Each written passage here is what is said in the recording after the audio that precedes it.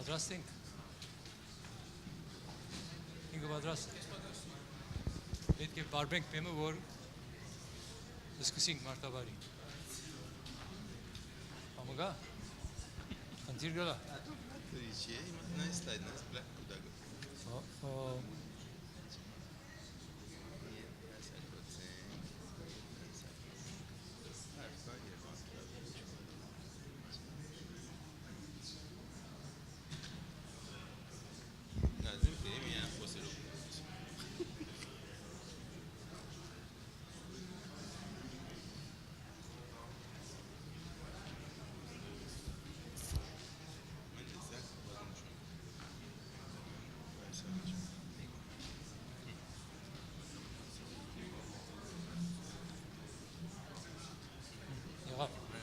All right. It's on Cherevi, good. Oh, now this for Cherevi. Okay. I mean, experimental. Okay. Go ahead. All right. Okay, I think we're ready.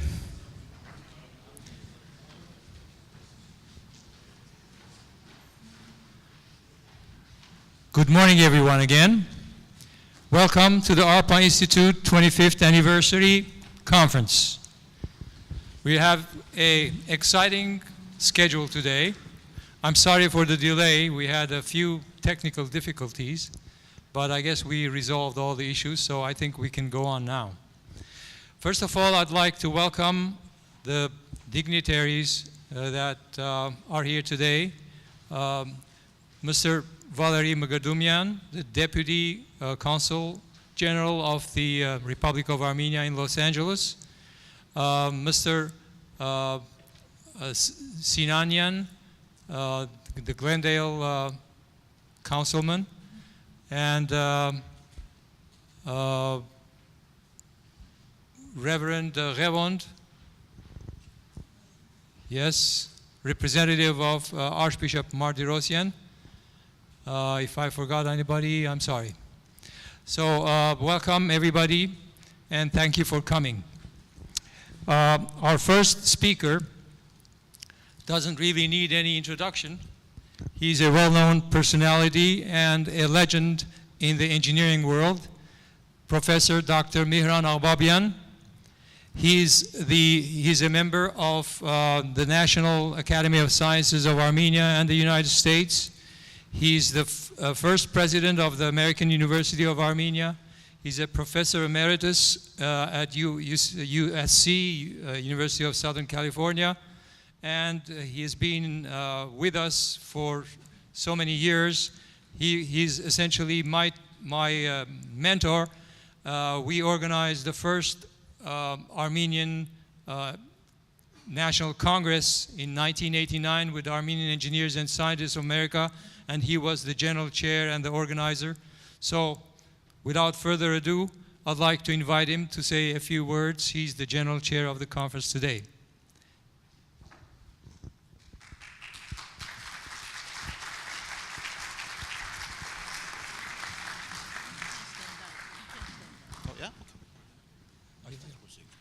Yeah, I can speak. Mac. Yeah. Okay, thank you. Thank you very much for this opportunity. I have only a few friends here because we used to work together some years ago, and now, huh? No, oh, all right. Go to the front, it's better. Yeah. Let's go to the front. Let me have it, Elizabeth. I will take you to Yeah.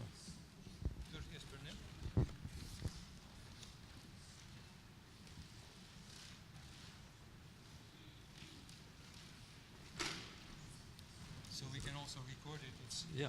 live streaming. Oh, okay. So, Thank you. okay, This is it. this is it. Okay. Pırnem, yes. Yeah. Yes, I see Pırnem. Okay. Thank you again for the opportunity to join you.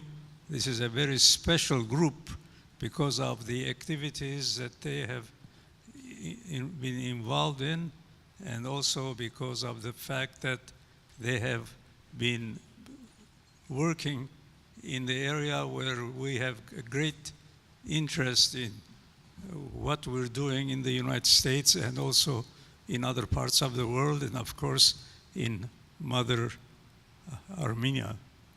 So I have a few words to read, because if I don't read, then I may talk too long. So let me say that it's a pleasure for me to join you, and we have had other connections, other activities together, but I must say that I have not been very active recently. As you can see with my situation, I have to sort of be careful about my health. And here I am, and I see a very good group of people who have been very active in our communication and the activities with Armenia. I have a few words that I'd like to read. I think that might be the kind of message that you already have heard from others, but nevertheless, let me read that to you. First of all, the general topic of today's conference is Armenians and Armenia in the 21st century, a strategy for long-term development.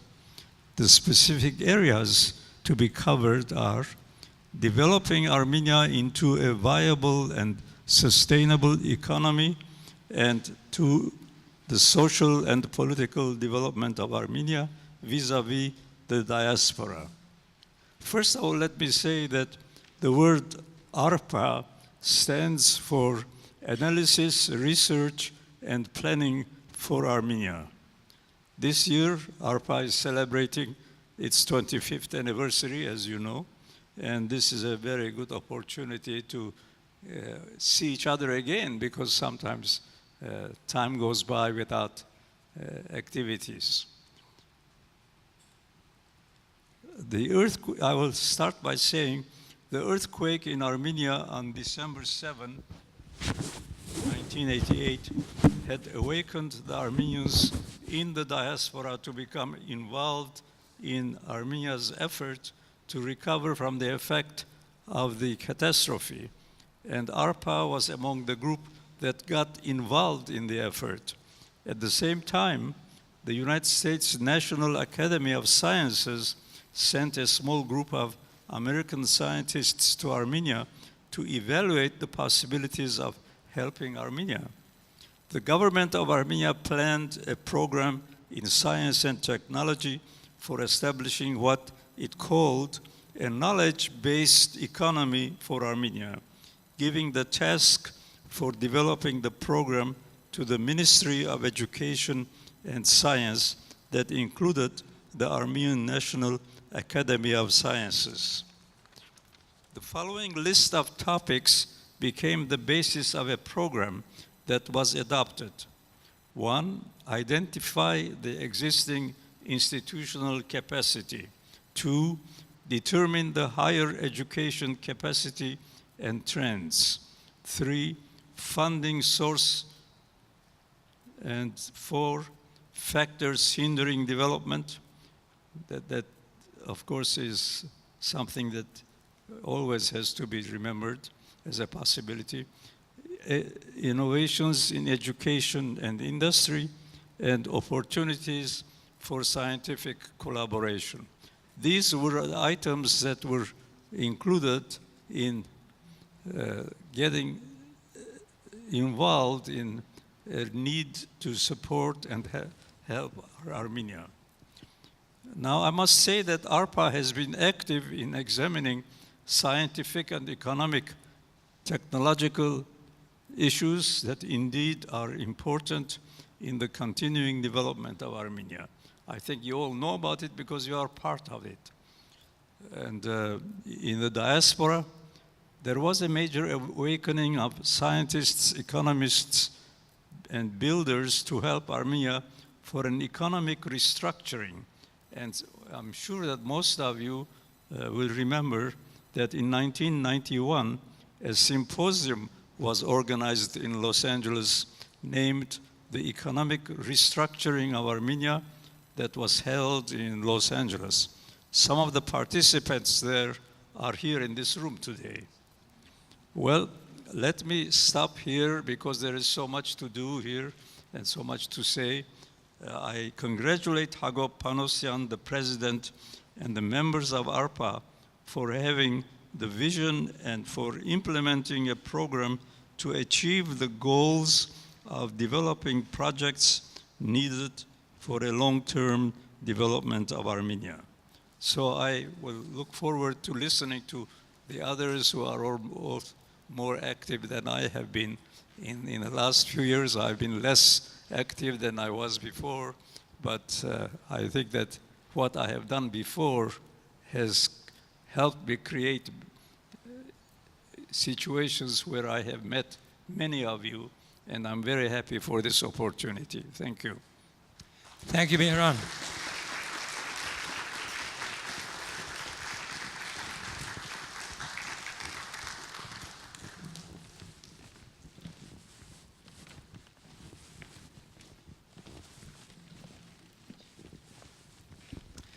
Thank you very much. It's really an honor to have someone like Mihran speak to us, since he's been active all his life, and so we've learned a lot from him. Now, I'd like to say a few words here. First of all, we are live streaming, which means everyone can see it from their computer, and we would like to ask you to please follow us on the internet and tell your friends to follow us.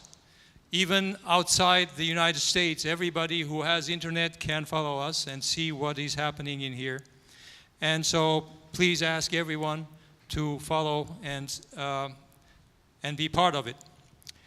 Our next speaker is also a well-known person, Dr. Yervan Zoryan.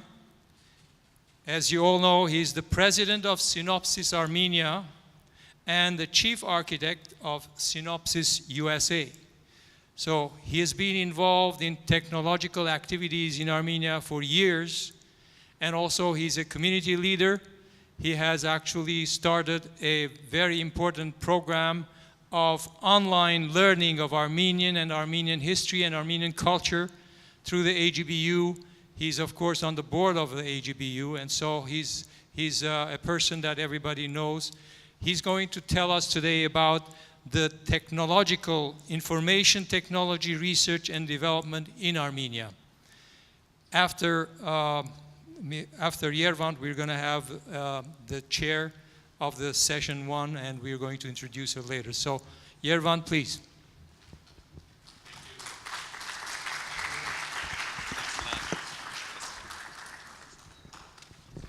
Good morning.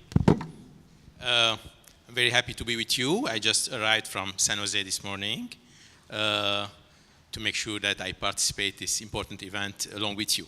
My talk today is about Armenia and Armenians in a certain sector, that's the IT domain.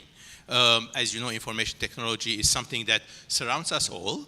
What I'll try to do is I'll try to talk a little bit about the trends in this domain, what's happening, and what is the role of Armenia in doing that, what has been and is the role of Armenians at large in making all of that happen. And in my mind, I divide that into multiple phases. We'll go through them together, and we'll look at future opportunities as well. And if you have questions, please feel free to stop me or keep them at the end. You have the choice either way, okay? We all know that we are involved in an era surrounded by technology for everyone, everywhere, and in everything. So technology is becoming more and more prominent around us in all kinds of equipment. Even though the applications may differ in those equipments, but the backbone behind them is the technology sector, that is especially the IT domain, the hardware and the software. Whether we use them in our cars, whether we use them at home, whether we use them in our pockets, they all have hardware and software base. These days, we are surrounded by lots of data. And data is the key element in all what we do today. And it's today's oil, if you want to. Because the more data one has, the more wealthy one becomes. And these days, the large companies compete on collecting huge amount of data, processing that data, manipulating it, accessing it, securing it, storing it, transporting it, and so on. All what we do in technology is dealing with huge amounts of data. And that's why most of the equipments that we deal with are equipments that are handling data today. The smallest equipments, from our watches all the way to our TVs, they all handle two ways of data. In fact, in a single minute, there are 2 million searches on Google that take place, including us, but not now. We have lots of YouTube hours that are being loaded, again, every minute. You see, many things are happening in a given minute, including 350 gigabytes of data being uploaded on Facebook given a minute. So all of that is impacting us in multiple ways. For that, we need to ensure that that traffic of data is running properly. And that traffic of data needs different equipment and need proper IT, in which we can be either users or it can be users and creators and developers. And today we're dealing more and more with the development aspect of it. Many equipments have converged together. In your pockets, you have a piece of equipment that has numerous functions. As we know, that convergence of making smart equipment has already happened some time ago. And we have, whether they are computers, our phones, our tablets, they are converged equipment. However, we're moving to a new era now, and we'll be part of that, all of us. And that is a third circle. The first circle is something we had it for a long time. That's our mainframe, our big computers, the cloud, if you want to, the servers. The second circle is the portable stuff, the mobile equipments that we have, whether they're our laptops, our phones, and so on. And both of which are multi-purpose. They help us in many purposes. The third circle is this thing called the Internet of Things. That includes many, many pieces of small equipments that were not smart at the time, were not connected at the time, now are becoming smart and connected.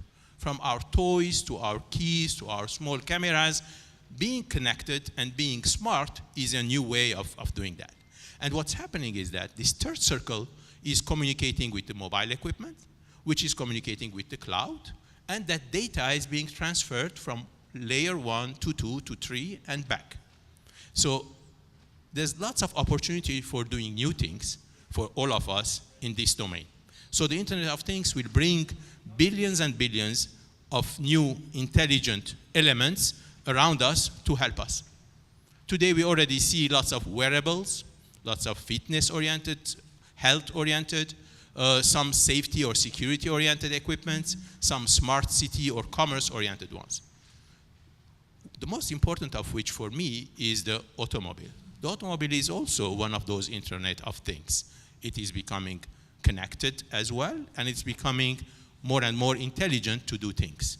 It's already driving by itself in various ways, at least on the highways, parking itself, and so on. So we every week receive new upgrades of software with new features being added to the same piece of hardware. Those cars are huge supercomputers. They have over 100 million lines of code on them. And they transfer over 4 terabytes of data every day. Again, data being collected throughout the day, and at the same time being transferred up and down the connection. So 4 terabytes of data is a huge amount there as well. Now, all of this sits on a number of systems that are sitting in the cars, and that making us see a big growth. Why I'm talking about the cars? Because today they are the fastest growing sector in the technology domain, including the semiconductors that are the chips that are sitting behind it, and the software that's sitting behind it. So it's not anymore the mobile phones or the tablets. It's not anymore the games being the largest growth element. Now about 25% annual growth is applied for the next 5 years to automotive technology, to automotive chips, subsystems, and systems. Like anything else, there are 3 elements to this. There are the OEMs, which are the car makers, okay? The tier ones, who are building the blocks for the cars, and then the components, which are the chips sitting behind them. And all of that intelligence sits in this component domain and helps the tier 1 and the OEMs to do their job. So the requirements typically start from the car makers, go to the subsystems, and go to the chips. And the chips themselves are growing very fast, as you see here. Within the next few years, we'll be in $58 billion business, just the semiconductors in a given car, which will be over 500 chips sitting in a single car. Now, to create all of that, we have an infrastructure.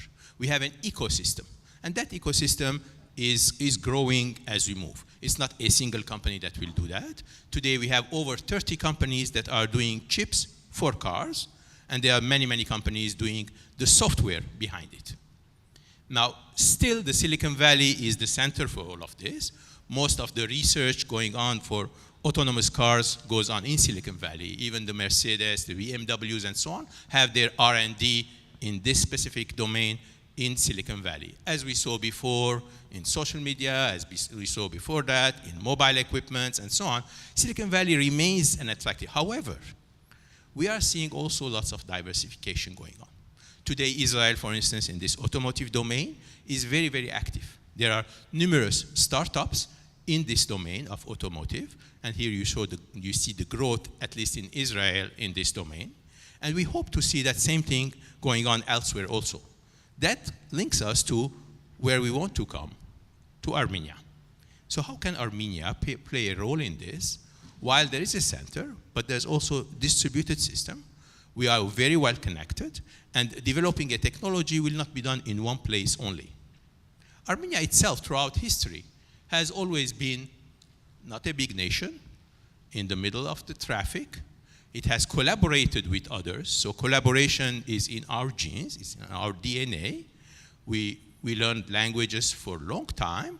We have been peaceful. We never built huge empires. We have been collaborative in general, and we strive for prosperity and success, at least individually, if not as a country.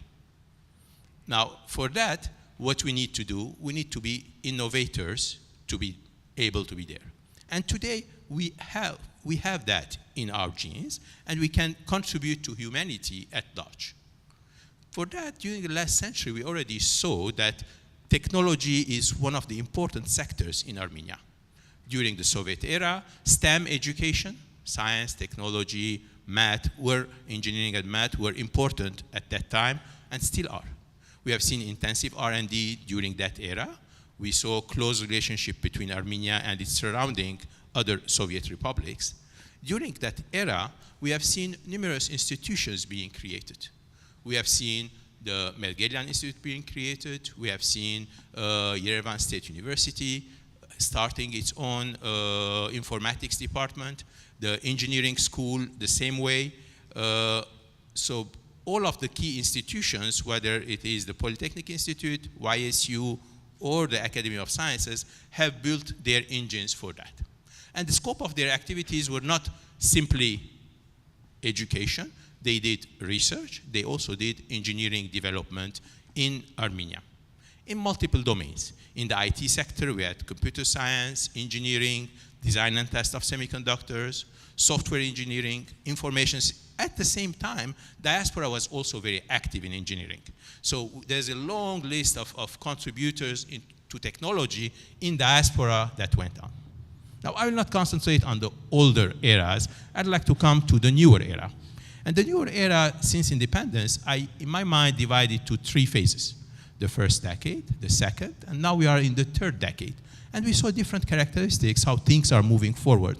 And I'll try to take you through these 3 decades to come to today to see what are the challenges, what are the initiatives, and what kind of solutions we have or we need more from all of us.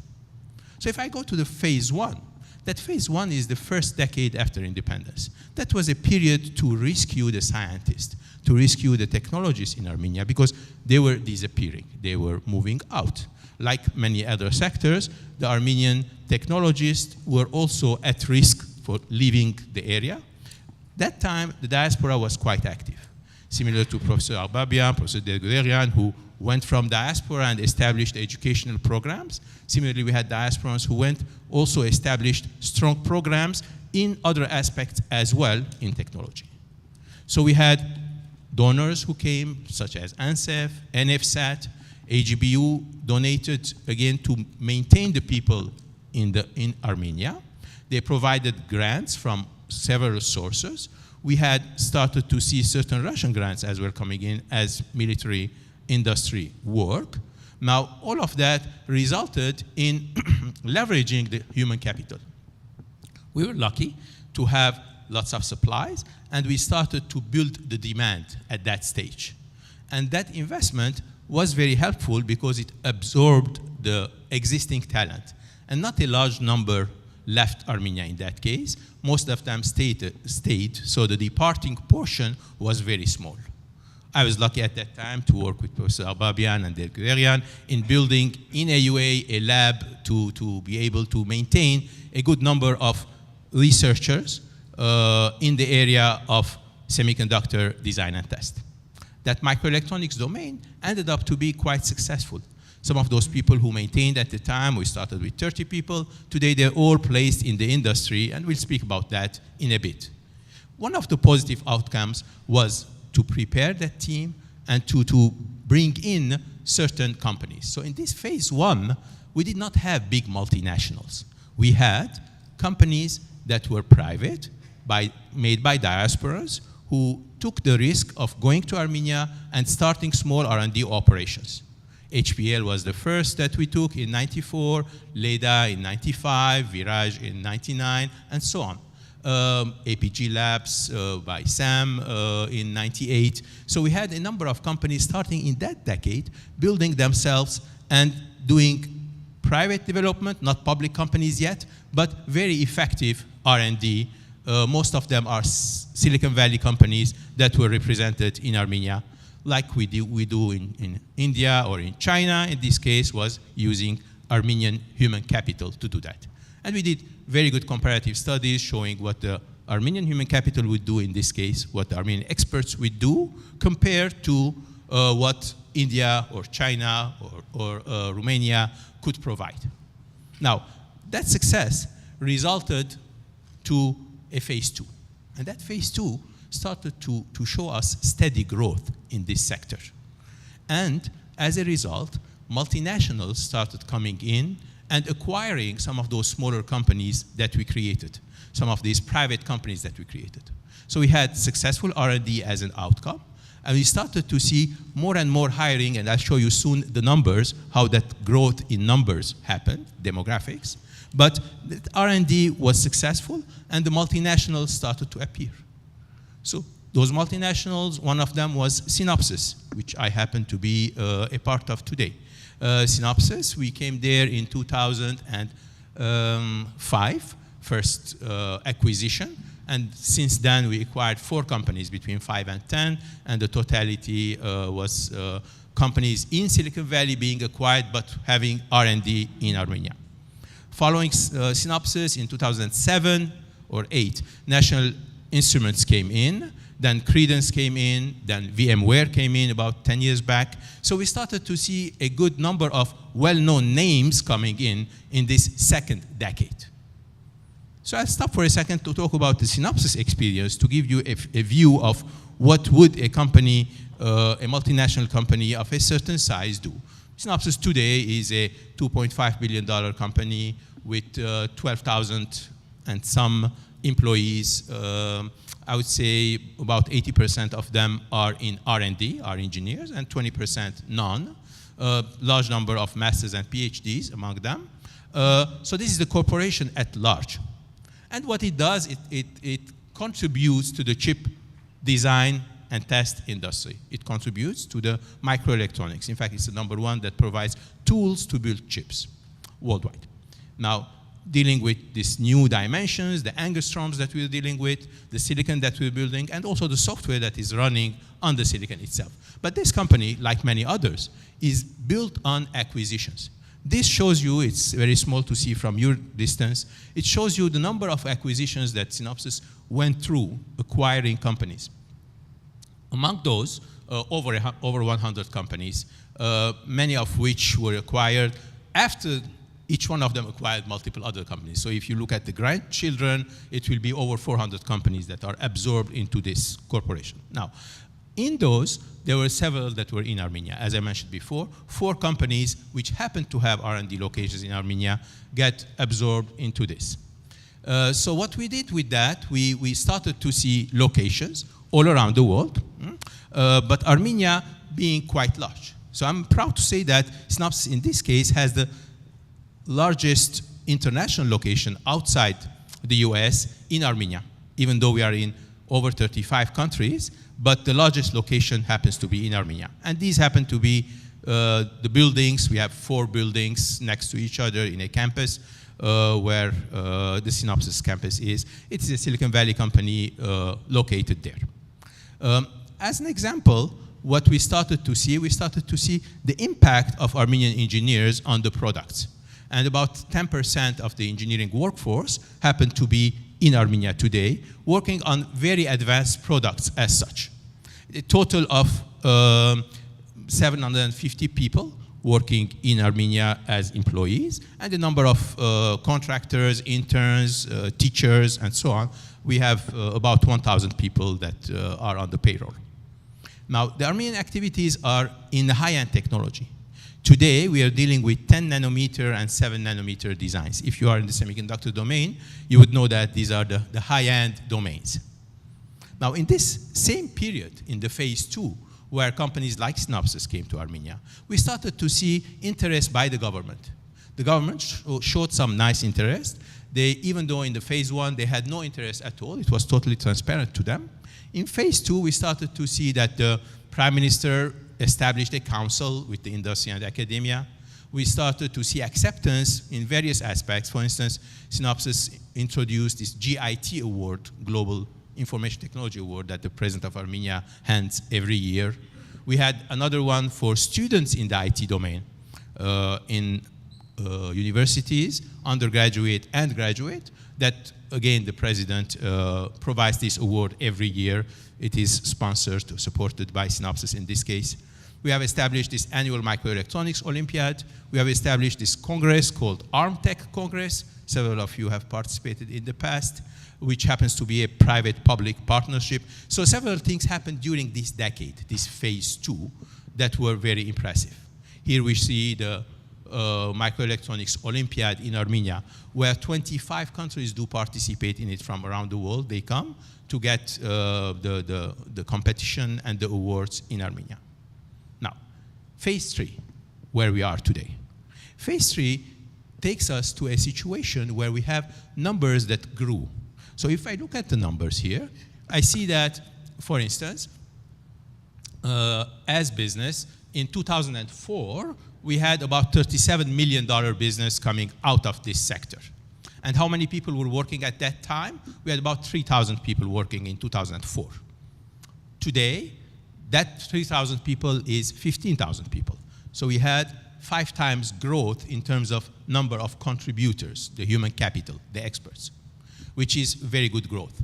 We also see that in GDP, now we are far more than what we used to be. We used to be about 1%. In the most recent statistics, we're close to 5%. It's 4.7% out of the GDP of Armenia, this sector, which is also good. However, we can also notice that the students who are participating in this are not growing in the same ratio. The number of students in this domain have been growing in a much smaller ratio. So what we had in 2004 today has doubled, but not became 5 times more. And that brings us to an important challenge in this human capital aspects in Armenia. That is, while we have good growth, while we have a good ratio, in fact, one of the highest ratios of female participation in the IT industry is in Armenia. About 1/3 of the employees are female versus male. This shows the number of companies as they grew over time, from 2-3 companies in the early 90s that I was mentioning, to about over 400 companies today in Armenia in the IT domain. I will not go to their subdivision, the topics they're working, but you can see that the majority of the companies are less than 25 people. We have many, many startups, whereas only few are over 100 people.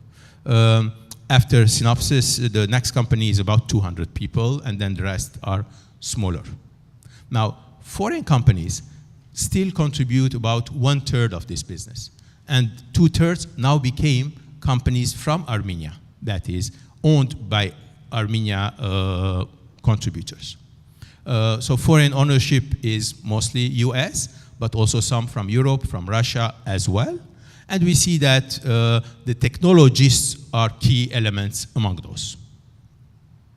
Those multinationals today in this phase 3 are continuing. We're seeing more multinationals coming in this past few years. We see Oracle, we saw Cisco, we saw Mentor Graphics, and so on coming in. But more importantly for me, in this third phase, in this third decade, we started to see many startups in Armenia that are turning international, that are coming to Silicon Valley, becoming stronger, becoming major international contributors to the domain, which we didn't see in the past. In phase 1, phase 2, we did have companies from Armenia, but they were serving the local market only. Today we have them contributing to the bigger market. Some of those names may be familiar to you. PixArt is one of them in image processing. Jumag, doing electronic publications for over 100,000 users, that is customers using it. Shadowmatic in the game domain, among the top games today. Zanki, an equivalent to Uber if you want, in that region. SoloLearn is a very nice one, again, that teaches software as an app. Volterman is a smart wallet company. Alupa is doing augmented reality with VR equipment. Teamable is, again, social media, a nice way of recruiting top talents by connecting people that you know to each other. Now, these are some samples of companies that are, it's not comprehensive, but a nice sample that shows how a small company in Armenia came out, and now they are in the international market with a very good presence. They are all in the IT domain, and they're all contributing to this sector. So they're among those 15,000 people that we know of. And there are many behind them. So this creativity and entrepreneurship that we know of have combined together under this umbrella and gave us the necessary. Now, it's not enough to have the creativity only. You also need the funding, as we all know. So now we have started to see accelerators coming in to provide the funding, to provide the incubation. EIF was the earliest in this. We have Granatus Fund, which is providing an early and mid-range funding. We have Hive Fund, which is doing early. FAST, which is the newest among those, it will take care of multi-stage startups, if you want, from early stage and on in terms of investment. A very interesting, very important contribution there as well. So we see a number of supporters who are coming and supporting the creators, the creativity. Now looking forward. What do we see as looking forward? The Armenian economy itself is growing. You can look at the numbers yourself. I will not cover the entire economy. But this sector is among them. However, we have challenges. The first challenge, which is for me the most important, it is the imbalance between supply and demand. Where in the first phase we had more supply than demand. We have more people that were working versus positions. In the second phase, they were balanced. But now that's not the case anymore. There is much more demand than the number of experts that we are supplying through the universities or the ones who exist already. So that imbalance is a problem to all of us, quantity-wise. Quality-wise as well. So quality-wise, we are also suffering. Many of those companies now are starting to have their own partnerships with universities in order to provide the necessary educational boost and have people who can contribute to their sector in terms of R&D. The third challenge that I see in this is that even though we have this 15,000 people today, and hopefully will become 45,000 in a few years, the ratio of real R&D, the ratio of research and development versus doing basic coding, doing website development, and so on, which are the lower level IT contributions, if you want.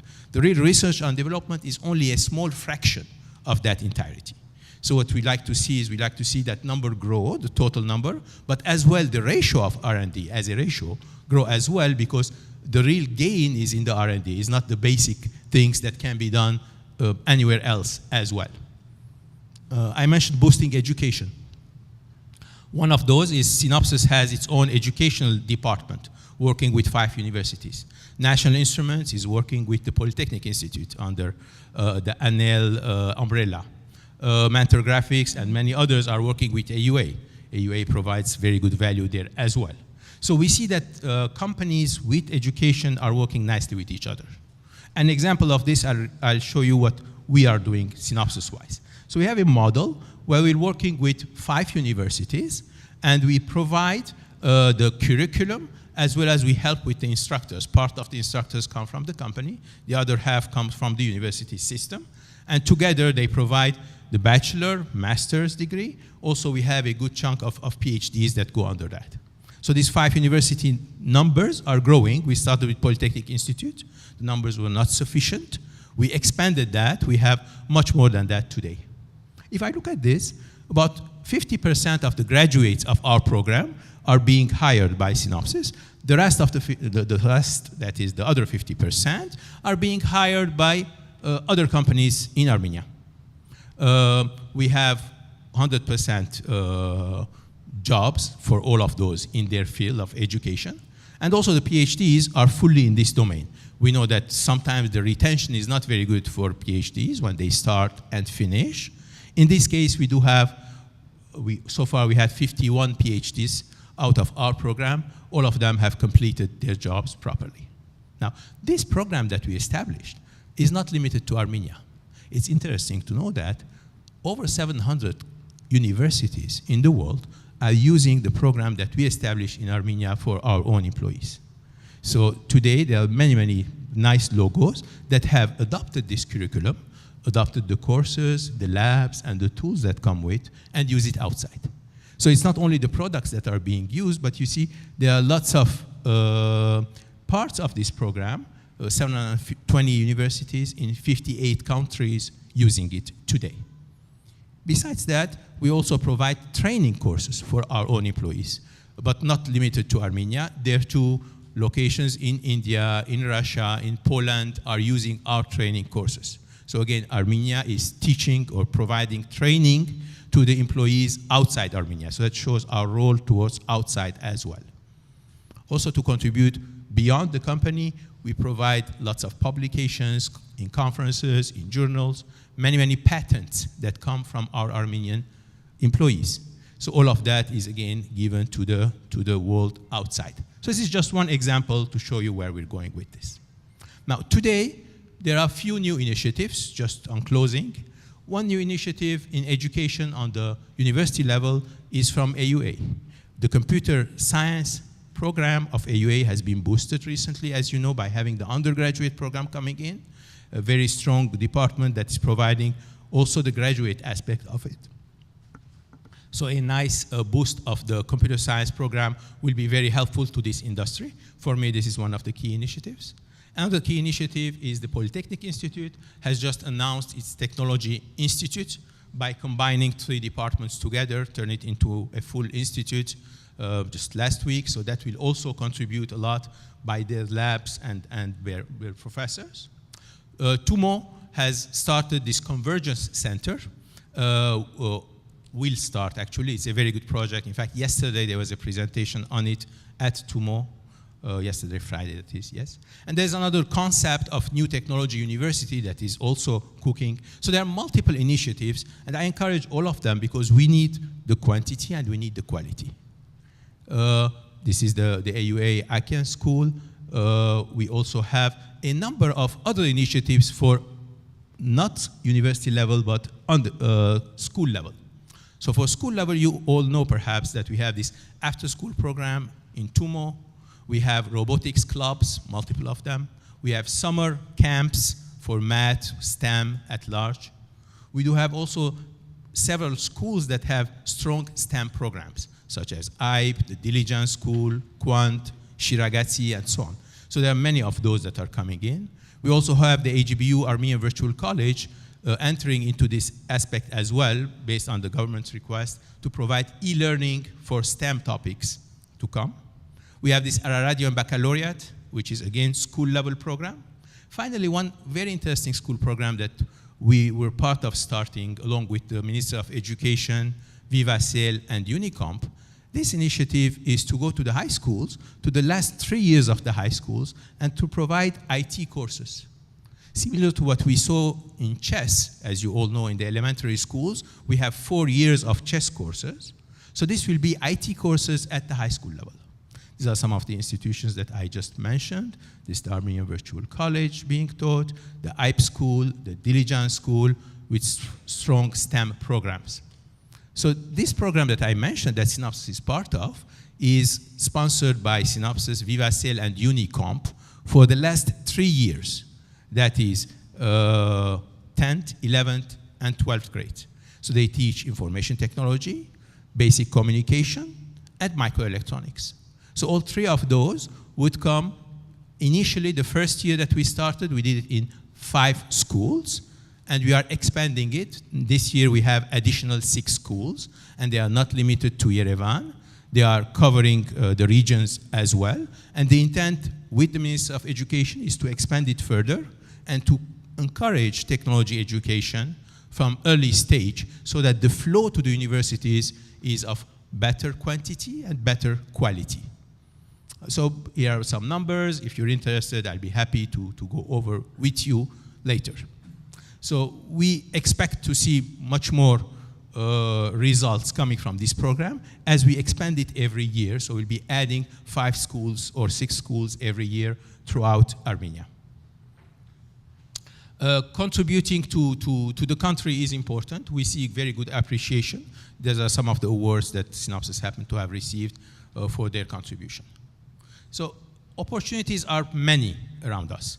There are lots of new things that are coming that are based on IT as a backbone, whether they are drones or automotive technology, whether there are smart cities or smart factories. I think we can do a lot by encouraging and engaging with our counterparts in Armenia. In fact, I see that every Armenian has a role to play in this. Everybody in his domain of expertise can go and try to encourage technology creation, development, and startups in that domain as necessary. So I think we are in this ICT domain. We have a lot to prosper and success in the coming years. Thank you.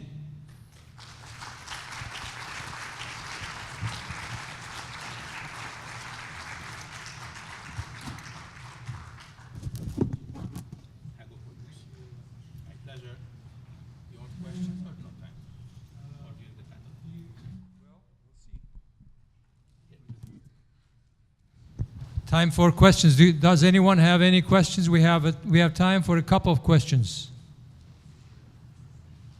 Any questions? Yes, in the back. Yes, Cynthia. Please, the speaker.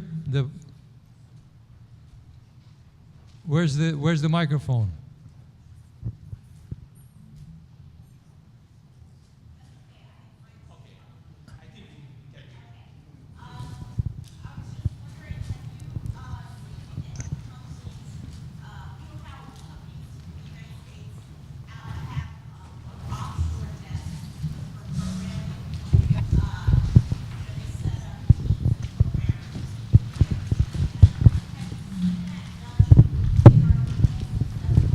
Yes, I have seen that done in Armenia. So offshore program software development is quite common. So we have it in 2 different ways. Some of those multinationals that I've shown, they actually do programming there, but they don't do only coding. They do R&D as well. Okay? So you do the research behind it, and then you develop the code, the software. That's one aspect. There's another, which is just contracting development. And we have various firms in Armenia, small firms, that find out different contracts, and they participate in those contracts. So we have many engineers who directly do the coding for companies who are in the US. So yes, contracted coding is possible. Yes, please. Thank you. Yes. You talked about the imbalance between supply and demand when it comes to Yes. human capital. Yes. Is migration one of the reasons for that? Not much. The migration in this sector is not much. I know from our companies we do have some migration. Some individuals would like to go and work for Google, for IBM and elsewhere sometimes, but that percentage is very small, I would say. It is less than 4%. 4% will be the maximum that I would see, okay? Compared to other sectors. So it is not the migration. It is the job creation is much bigger. In fact, there are many companies who would come to Armenia if we have supplies, but we don't, and that's limiting us. Even for the existing companies, we don't have enough individuals who can fill the open positions. Yes? Speaking of international companies, especially from Silicon Valley, what does it take to entice or even lobby the multinational, the Intels, the Googles, the Facebooks of the world to establish a small location in Armenia, or maybe even compete with someone like Synopsys in Armenia? Could we have some sort of a lobby that goes and markets the Synopsys model into the Silicon Valley companies to Yes. bring people over? Actually, we have done that quite a lot in past years. We participate not only Synopsys, the other companies also that have success stories. We participate in different shows in Silicon Valley and elsewhere to entice companies to come. But the companies that you mentioned, okay, those large companies, do not come for small locations. They all have many locations around the world. Some of those names that you mentioned, I personally was involved in inviting them to Armenia. They came, they liked, but they want at least 5,000 people to hire. And given our numbers that you see here and our population at large, for a company to come and hire 5,000 people, it will be impossible to maintain the balance. Can I have a follow-up? one more question and that's it. Yes, please. I've never been accused of needing a PA system. What do you see as the infrastructure and political hurdles that stand in the way of the expansion that you're talking about? Specific infrastructure and political hurdles. Yes. The infrastructure side of it.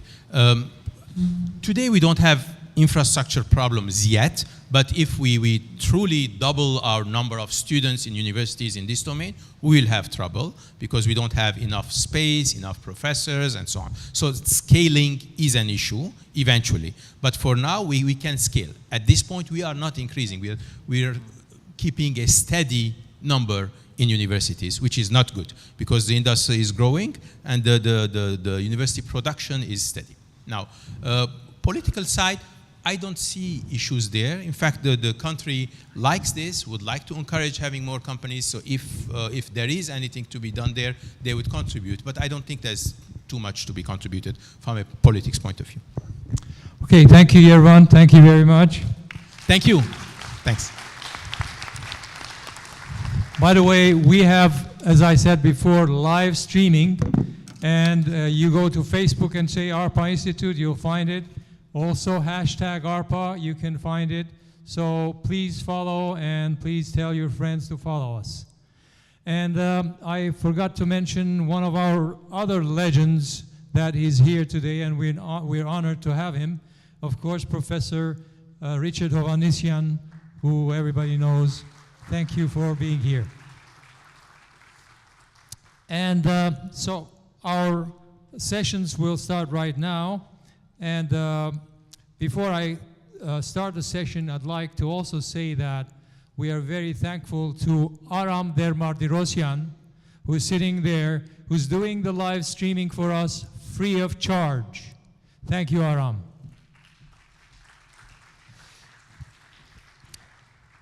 Our session chair for the Developing Armenia into a Viable and Sustainable Economy is Ms. Carla Garabedian, Dr. Carla Garabedian. She's, as you know, a filmmaker, famous filmmaker, and also she has been a producer in the Promise movie, and everybody knows her, so without further ado, I'd like to introduce her and come into the podium.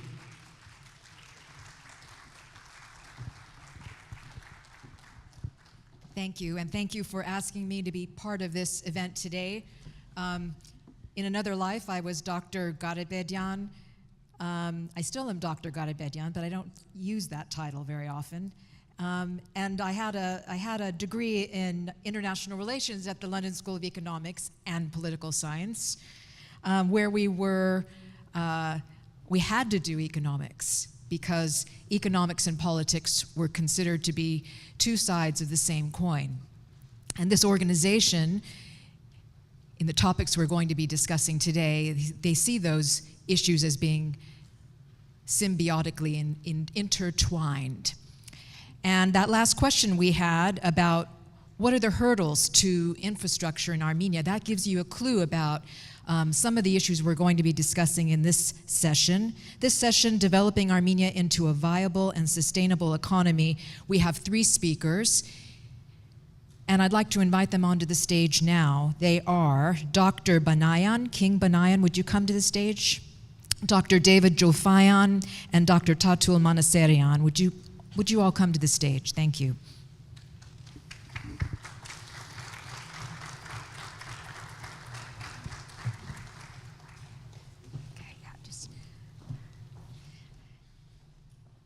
And Dr. Julfayan had us worried that he'd get here on time. He's actually flown in from Washington, D.C. Thank you very much. And he's flying back today as well, so we're grateful to him. Very grateful, thank you. And what we're going to do is we're going to have 20 minutes for each speaker, and then we're going to have 2 discussants who will speak for approximately 15 minutes, picking up some of the issues from the issues raised. And then we are also going to have a panel discussion where all of you can ask your questions. So please note down your questions so that we can include them in the panel discussion afterwards. If I could invite first, just as a short introduction, Dr. Banayan, who is the Dean of the School of Public Affairs at St. Cloud State University in Minnesota, where he's also professor in the Department of Economics. And he knows our part of the world well because he holds a PhD in economics from Claremont Graduate School. He's the author of 2 books and more than 40 articles on monetary policy and political economy. And he's also served as a consultant to central banks and governments in several developing countries, including Armenia. He's a senior fellow of the Center of the American Experiment in Minneapolis, and he was a state representative in the Minnesota House between 2011 and 2013. And just to show how multifaceted he is, he has his own radio show, The King Banayan Show, which broadcasts out of Minneapolis, St. Paul. Please welcome Dr. King Banayan.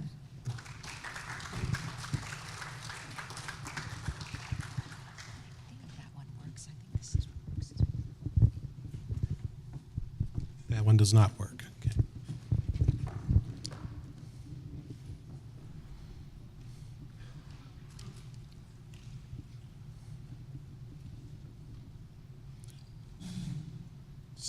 Does this have our presentations on it as well?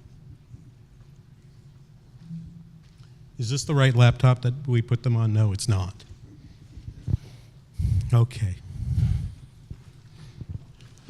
Have you come get this? The other laptop that was here before is right there. Okay.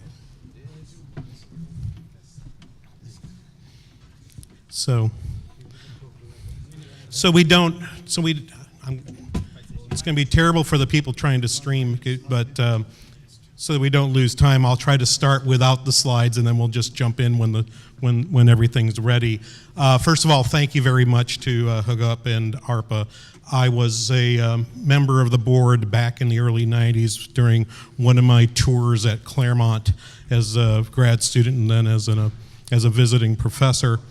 And at that time, I got involved in a project that worked in Eastern Europe, not Armenia, and from that time then got to know Hagop and our friends at ARPA, also later on the Armenian International Policy Research Group, AIPRG. So I've done a fair amount of work in Armenia, and when Hagop calls me and says, would you please present a paper, I'm now, as Carla pointed out, I'm now a dean. I don't get to do papers anymore. They now make me an administrator. So my job, it seldom has me do something like this, but this is a chance for an old dean to let his hair down a little bit, relive past glories, and talk about some of the things that we worked on back then, and now with 25 years in the rearview mirror, and hopefully many, many more to come, to think about where we are, where we might be going, and maybe to add a touch of realism to where it is that we would hope to be. I'll just wait till you guys have this thing hooked up. So this is actually a presentation that differs substantially from the paper that you'll see in the proceedings, because it's actually two papers. I'm just going to keep wandering away from these guys so that they don't run me over.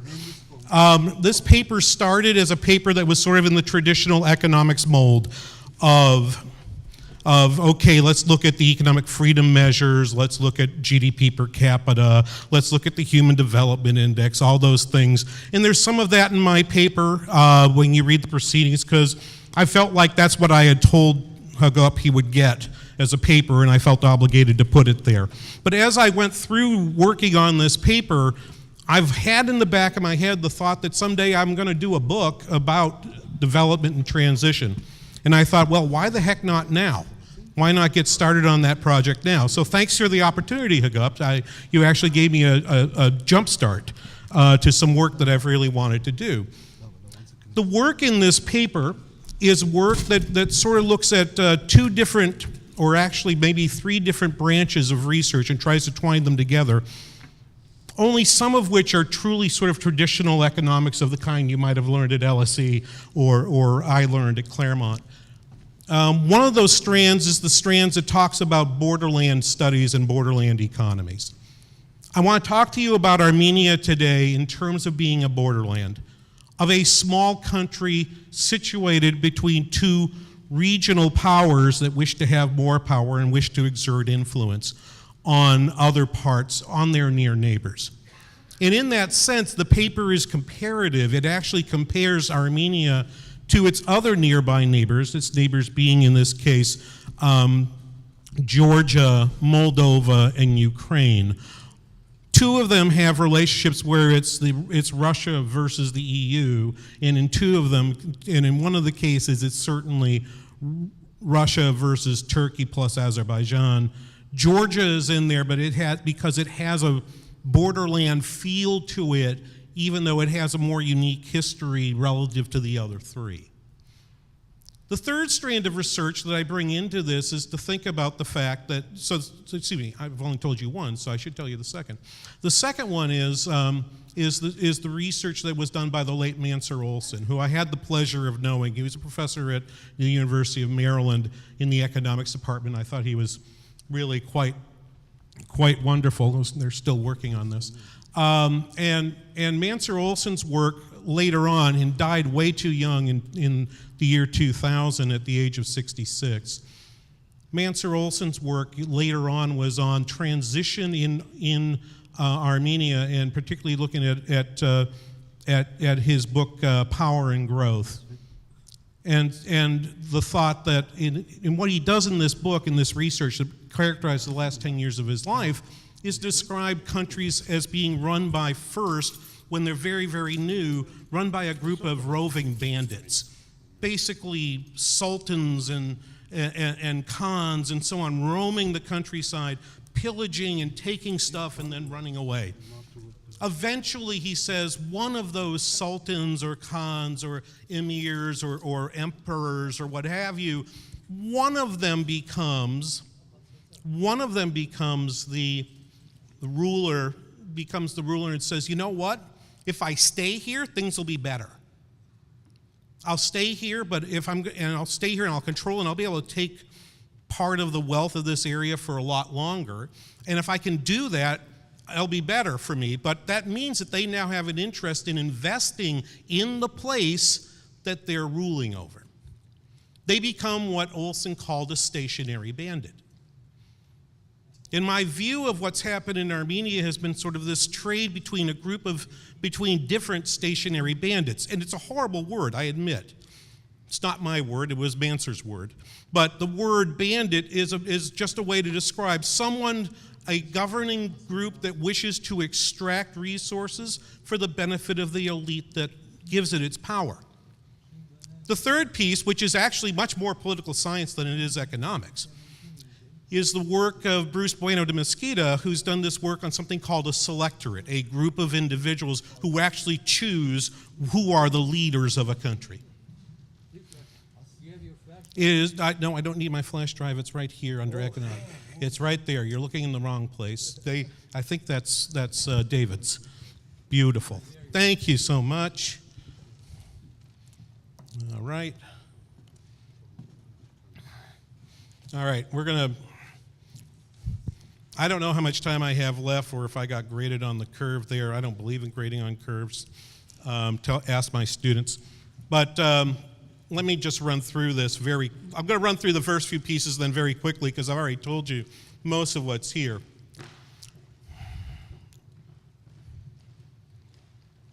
So most borderland studies look at borderlands purely as a geographic concept. Here in Southern California, it's the US-Mexico border. That's the most common piece. It can be regions of the country, regions of one country or another. Think of Alsace-Lorraine, a region between France and Germany where the population speaks both languages fluently. It can have also huge political dimensions. And so I love this quote from the Georgian scholar Alexander Rondelli, who says, you know what, if you're a small borderland country near a major power and you make a mistake, it's not a luxury. It actually can be fatal to your future. And so if you think about borderlands, you can think about what borderlands look like here in Armenia, but if you look between Russia and the EU, you can see this borderland of Georgia, Moldova, and Ukraine. Georgia has long had aspirations to join the EU, so have Moldova and Ukraine, at least parts of them have, and a lot of the political fights in those countries turn in good part on whether or not they should join the EU.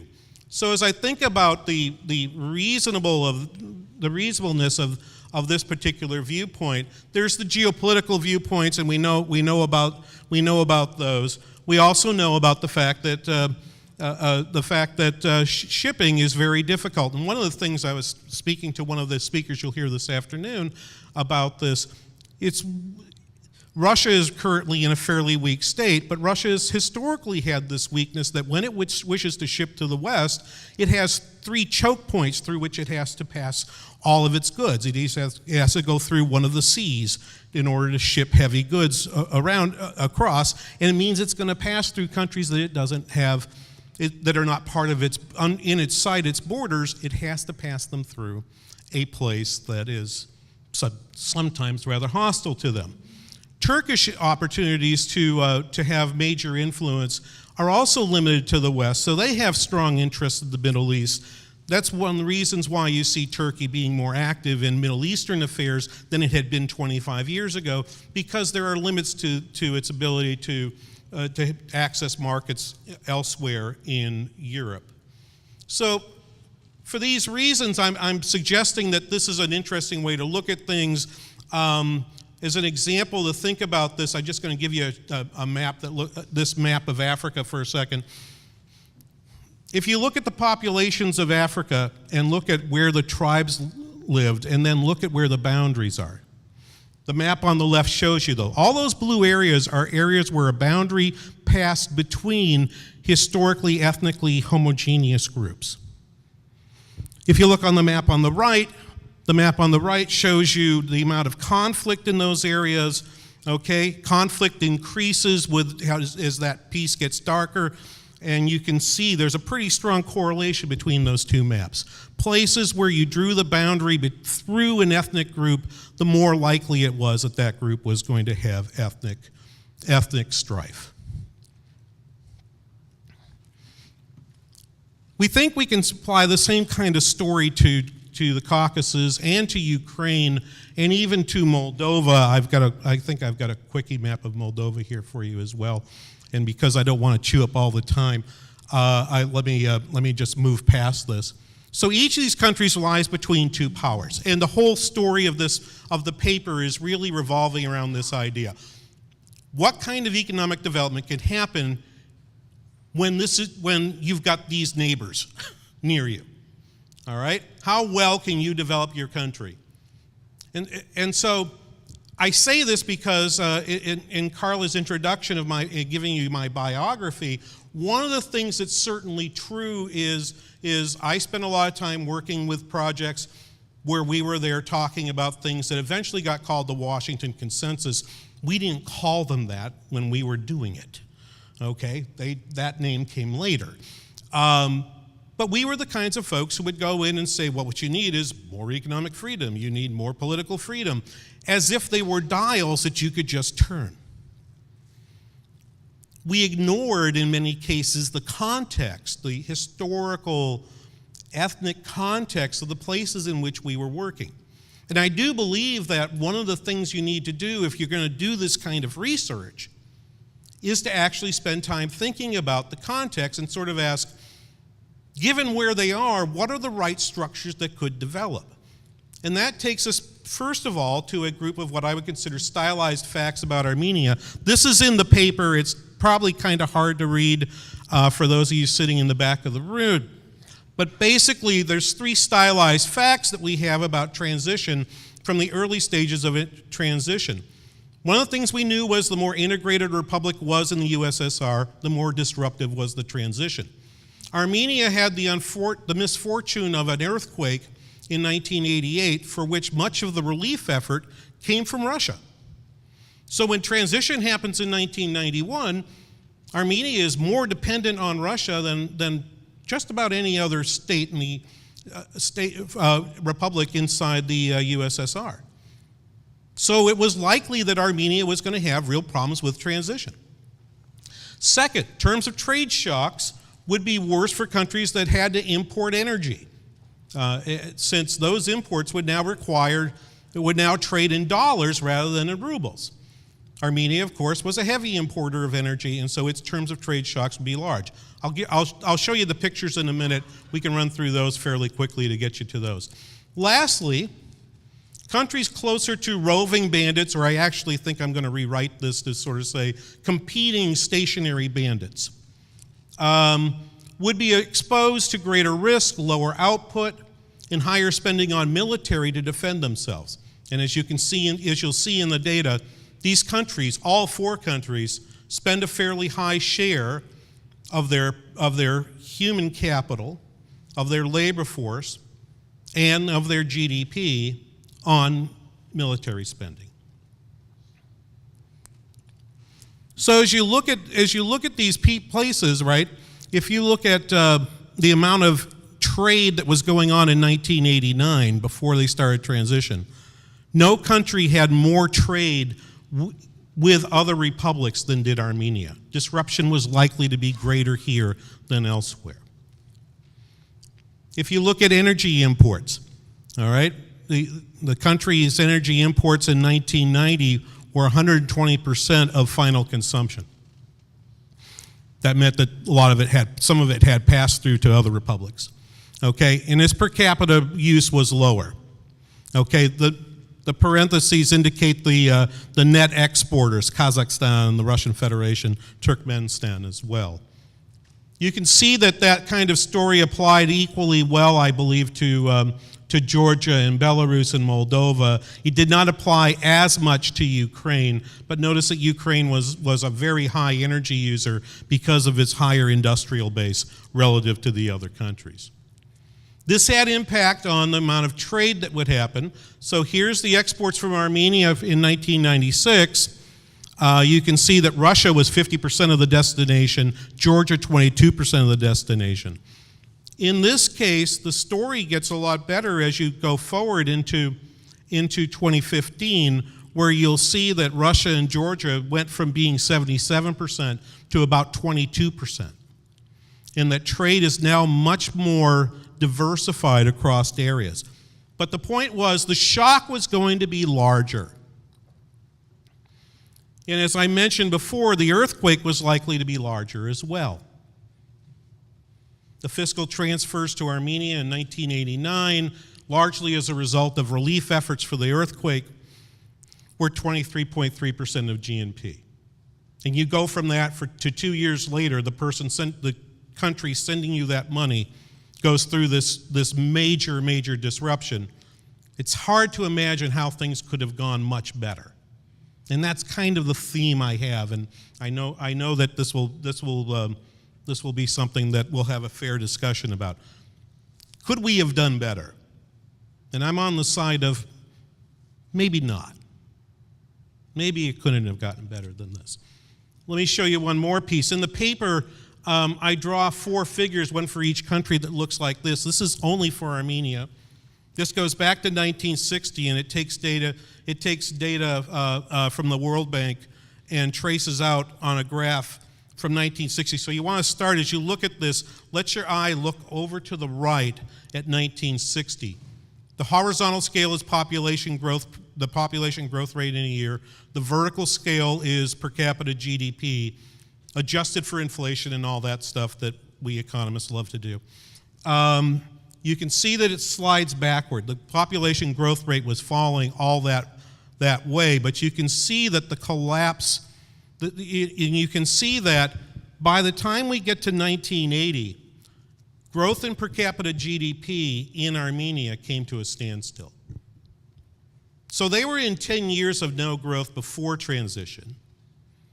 And then an earthquake happens, and then your benefactor friends in Moscow go through this cataclysm. You are likely to see what you see here. You see the collapse, you go over here to 1995 and you'll see that you'd had almost a halving of per capita GDP, and you had a shrinking population. You had the emigration from Armenia to go abroad. It then goes back around and starts to rise very slowly. By 2000, you're still 26% below where you were in 1990, 10 years later. But then it increases fairly rapidly, and then finally, and I find this was the most surprising thing I found in doing this paper, you actually had an increase, you started to see an increase in the size of the population beginning in 2010. That surprises me. And it's a story that I have not heard a whole lot about in terms of thinking about what's going on in Armenia today.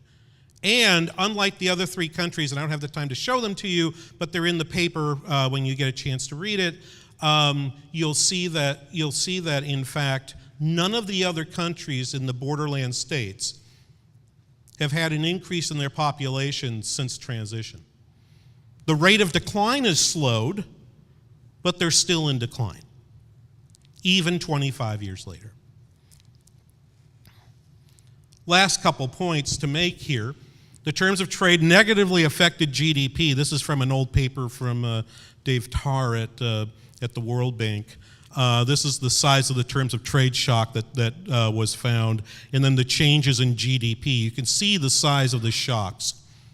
7.8% of the decline that happened between 1990, or 7.8 percentage points of that decline actually came from the fact that the terms of trade had changed. Now, it was worse in Moldova, but compared to the other countries, it was not bad. And for Azerbaijan, it actually turned out to be a benefit to them to actually get off the ruble and go to the dollar. Terms of trade, though, turned positive. The top blue line, that is Armenia. The terms of trade turned positive for Armenia by 2001. The dram began to hold its own and actually slightly it was allowed to trade a little more freely. That's not quite the case currently if you look at what's happening right now, but certainly terms of trade have turned out better for them. To my last point that I made about what it takes when you live around these neighbors, take a look at the amount of spending that happens in the size of the number of people. So this is 84. That actually should be per thousand, total per thousand capita. That's in total, and if you look at active duty, you see the numbers there. The total force, the total number of people under arms in these countries is fairly high, but in terms of active duty, you can see none higher than Armenia. That is a point that I thought probably belonged at this conference, and tried to think about why. The impact of all that, for me, has been watching governments become more stable, more stationary, maybe stuck in a state that we would not call democracy. But one of the things that the Olson theory predicts is that as these rulers, this selectorate becomes more stationary, they will make the effort and they will invest to increase GDP, which we saw, and they will find a way to extract more resources from that population in order to improve the situation of the elites, the selectorate that has put them in place. And indeed, on this slide, you can see that that's happened. In terms of per capita tax revenues, Armenia has had an almost 900% gain since 1995.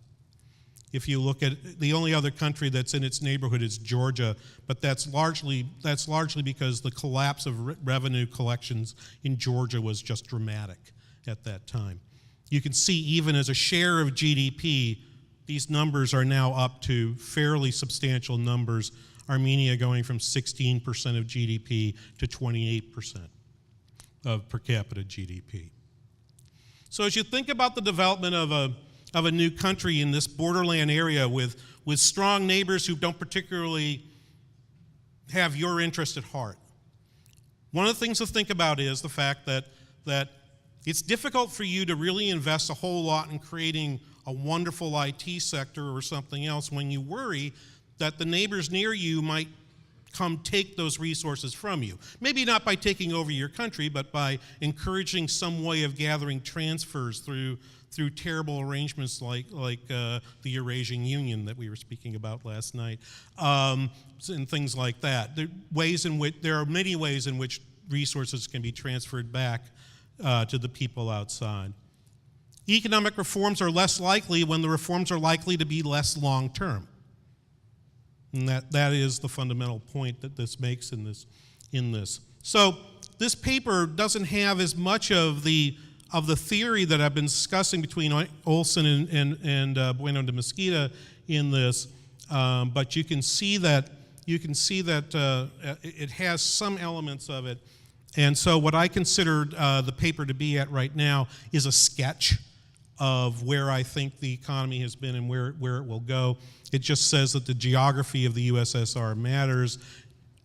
There's no reason to believe that Armenia would be another Estonia or something like that. It just doesn't make sense. They're very different geopolitical situations. Neither could it be another Kazakhstan for similar reasons. Armenia was going to be like itself. The closest comparisons would be these other borderland countries. It has some commonalities, particularly with Georgia and Moldova, less so with Ukraine because Ukraine's so much bigger. But you can see that they're the same. So thank you for the opportunity. Here's the research that will come from this, what my plans are to do this. And thank you for letting Nadine let his hair down and talk a little research for 20 minutes or so. Thank you.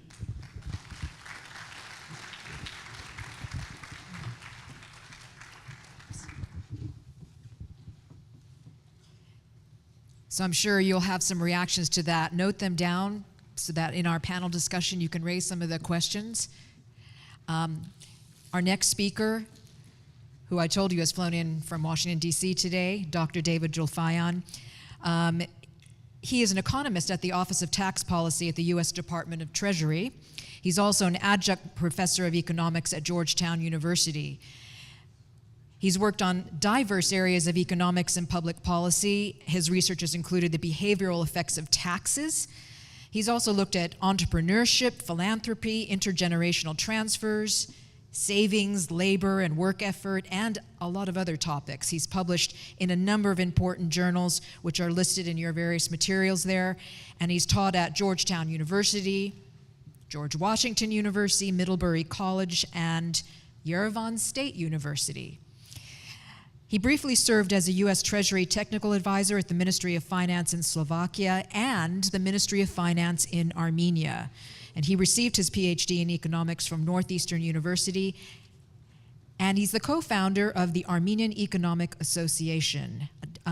David Jolfayan is going to be talking to us about Armenia's prolonged transition. That's my emphasis, prolonged.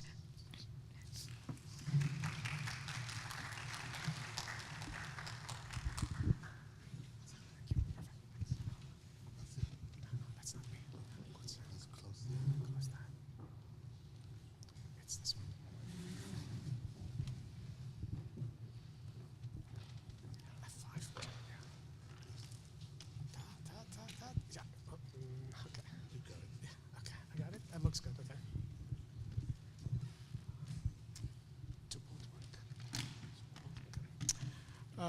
Again, I want to repeat what the rest have said. Thank you for the opportunity to be with you today. I think last time I did this was 5 years ago, and it's hard to say no to Hagop.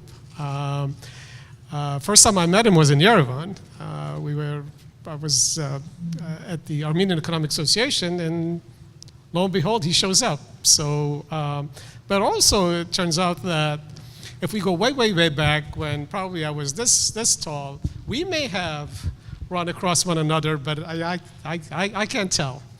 What I wanted to do today is talk a little bit about what Armenia is going through, expand on the reasons that it may be going through, and suggest some thoughts on what the next steps are. But before I do that, perhaps I want to start from the end. For years, like many of you, I followed the works of Professor Hovhannisyan and others, where they take bits of data from our past, 100 years ago, thousands of years ago, build articles, books around them, and educate us and inform us. It's hard work because often you have to dig up this information to be able to dig a story about it. So when we look at Armenia today, the country is awash with data. You can get data on just about anything you want. What people typically eat, you know, how many abortions they have, how many computers they have access to, what their education is, how many children they have, how many of them are sick, how many of them are working in Russia. I can go on and on. They have census data, household survey data. How much research we see on Armenia, how many publications, with the exception of one or two perhaps associated with international organizations, one or two perhaps at the American University, zero. We don't have research done that appears in any of the top publications. Tier 1 top publications, Tier 2, Tier 3, I could go down the list. Okay. But Professor Hovhannisyan is hard work. Do research on Armenia should not be. Now, all of us have these great ideas what we want to do with this country, but what do we base our thoughts on? I see all these great ideas coming from Yerevan. Let's complain about this, let's complain about that. I'm sure that the diaspora have a lot of wonderful ideas, but what is the research to back it? What do we base our information on? What motivates us to take on the next step? Anyway, that's the lecture part. Let's move on to the substance.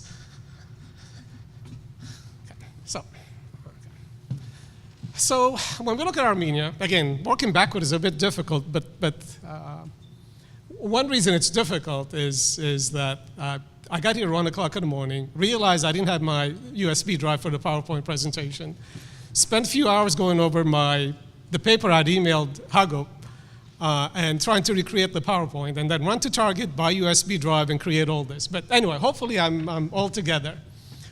So what you had in 91 is a major shock. Armenia transitioned to a modern economy, a new economy. And you had shocks after shocks. The bigger shocks are the blockades, the war. One thing we don't pay attention to is that one of the key difficulties Armenia faced is that because it's of the solution of the Soviet Union, Armenia, it's true, lost its markets and all that. But the border next door with Turkey could have given it access to all the Western amenities, all the Western technologies. For those of you who've flown to Yerevan in the early 90s, as I have, jet fuel was a big issue. Igdir is 30 miles away from Zvartnots, and the border was closed. Now, politically, we say the airport, the border with Turkey was closed in '93. In economic terms, the border was never open. You find very little statistics, and the Turkish statistical agency, Turkstat, has exceptional data. You have 0 exports to Armenia. Okay. So essentially, Armenia was blockaded both in terms of the economics vis-a-vis its traditional partners, but also was blockaded from the east by Turkey, by Azerbaijan, from the west by Turkey, from the south by Iran because of the terrain, because there was no infrastructure, so you couldn't trade much. And then Georgia has its own civil war, so you had the blockade with Georgia. And these blockades continue. Georgia had a war with Russia. Russia closed the border with Georgia, but by doing so, it ended up blockading Armenia. So nothing could be shipped from Armenia to Russia, except that you ship it to Georgia, then it gets transferred by train to the Black Sea, then it puts on barges and shipped up to Russia, and then shipped back by trains. So you can see the transportation costs and all that. So the difficulties are horrendous. You have the global crisis, you have regional crises, geopolitical, where the US levies sanctions on Russia, the Russian economy suffers, then Armenian migrant workers suffer. But not all these shocks are external. Some of them are self-imposed. If you go back to the 90s, the government did its best to preempt privatization, so no foreign investment. And the data would verify that. The second thing that the government did, it preempted the integration, the economic integration of the diaspora. We're not talking about a few millionaires or billionaires providing aid to Armenia or working with them, but also there's this issue of what do you do with the hundreds of thousands of Armenians who could potentially move to Armenia? Or at the least, they do visit, right? So some of them may end up staying. Essentially, the property rights did not exist, economic rights didn't exist, you couldn't buy a house, you couldn't start a business. No, you could, and the way you would do it is you get somebody local, you give them some money, they buy the house in their name, and guess what? A few years later, you couldn't claim the property back because it was registered in somebody else's name. So you can go on and on. So the government essentially kept the private foreign investors out in the 90s, but also kept the diaspora out. Now, this isolation didn't just end in the 1990s. You still have current isolation today. You have a good chunk of the population that works in Russia.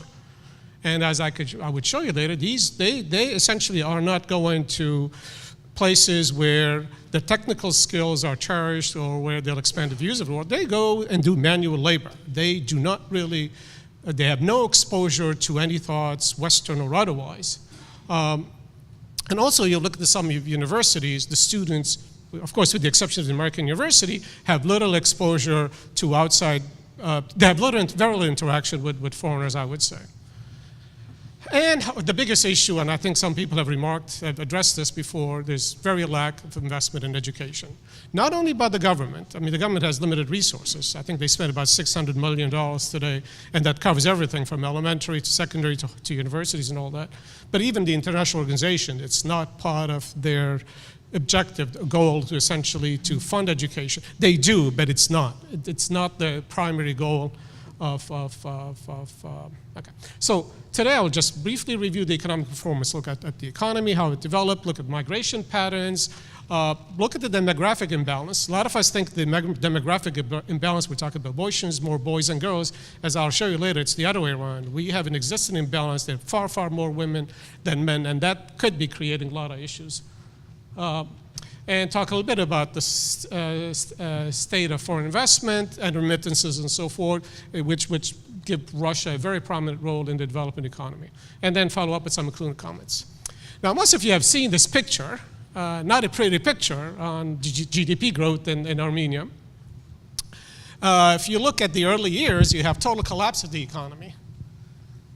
So now you could attribute this to the fact that Armenia lost its traditional trading partners, but also for those of you who lived in Yerevan in the early 90s, at some point you had no electricity. So it wasn't just that your trading partners were gone, that the infrastructure is no longer able to support a reasonable lifestyle. You had no electricity, no running water. You can go on and on and on. And you have the blockade, so you couldn't trade up north with your traditional partners, but you couldn't go west because Turkey was blocking your way. And you couldn't go south, again, because of the terrain and the situation in Iran. Things got a little bit better, and then you end up with the Asian financial crisis.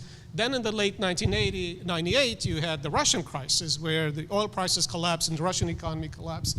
Things got better until you end up with a global financial crisis, and then the economy tanks. Things get a little bit better, then the Russian economy suffers, then we have sanctions on Russia, and you can see how external factors could really be impacting, I should have done this before, what's going on in Armenia. So a lot of things happen in Armenia that are beyond the control of the government. The biggest issue, the biggest concern I think most of us worry is this reversal where Armenia was known to be a highly industrial economy, turning it into a highly agrarian economy. So essentially, we turned into a nation of farmers. So about 35% of the labor force is in agriculture. This is in 2015. It was a little bit higher, but I presume it's the migration, it's the migrant workers or these farmers leaving and moving to Russia for the summer, coming back, might be making this number higher. But again, this is sizable. So you have 379,000 people engaged in agriculture. Now, these aren't big farmers. Often these people have small houses with small plot of land, and essentially it's more or less subsistence. If you take the 370,000 workers, add a few kids and a wife and so forth, you can end up with a sizable number of the population that is living on subsistence. Okay. These are the people who, because of their economic needs and so forth, these aren't at the forefront of what some people would want to talk about freedom and liberty and all that. These people are really struggling to put food on the table for their family. Okay. Of course, this always comes up. Things get tough. What do? Well, we know we have about 20 million people every year slushing around the world. These are immigrants, refugees, whatever you want to call them, moving east, west, anyway to get a better life for their kids. And Armenia is not an exception. If you look in the early 90s, you have, these are figures, look at the net departures from the country, net of arrivals. And you can see this massive collapse. It's about 250,000 in 92. More people leaving the country than coming back. This is, the early data was only for air transport. The red one I have here is for total, includes land and rail, but mostly it's land and air. And you can see that things got better by the mid-2000s. And then with the financial crisis, things got worse. So we have about 40,000 or so on net people leaving. The interesting about these numbers, and I think maybe some more work needs to be done, that the net people leaving the country has declined when you look at air only. So fewer people leave than arrive by air, which tells us that they're leaving by land, and that's a bit complicated. So one thought would be perhaps it's cheaper to go to Tbilisi in Georgia and fly from there, but again, I think this is definitely requires more work. Another aspect of this that should be of interest, remember I said earlier you preempted the diaspora? So much of the economy was destroyed in 90. All the industries are gone, the educational system essentially suffered considerably or degraded. So essentially if you're in diaspora, why would you go and live there, right? I mean, you have no job, no education, and so forth. Now, you could move forward and you can say, well, things got better, why not move now? Well, things didn't get better because you still are in rebuilding mode. And if you look at the net people, I don't know, let's pick 2015. How many people left Armenia? And what is the net number, leaving, coming back? The countries that come to mind in terms of the diaspora say, okay, how many Russians or Armenians from Russia? I don't know really the ethnicity of these individuals. We only know citizenship, the passport, but we can guess more or less where the diaspora would be. So if you look from Georgia, it's consistently more people are coming from Georgia than leaving. But again, the number is small, and that's fluid. It's just next door. If we look at Iran, we have about 700 people on average, more people coming to Armenia and leaving, but these may not be Armenians, they could be just Iranians. If you walk down the street of Yerevan, you would see all the signs in Farsi.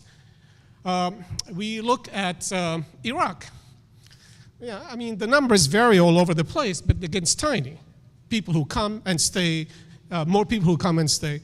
Lebanon, it's consistently positive, but it's again, about 300 more Lebanese come and stay than leave.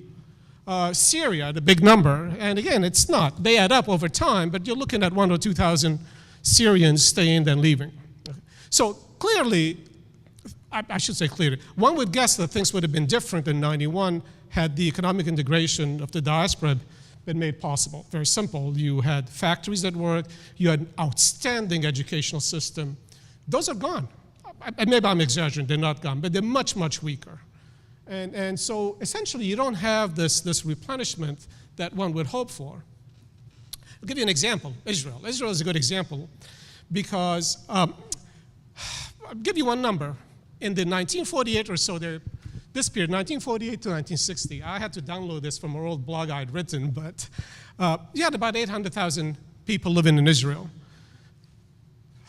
You had the problems in Egypt in 56, right, with naturalization and all that. A lot of Jews left. You had problems in Hungary and the Czech Republic in 1956.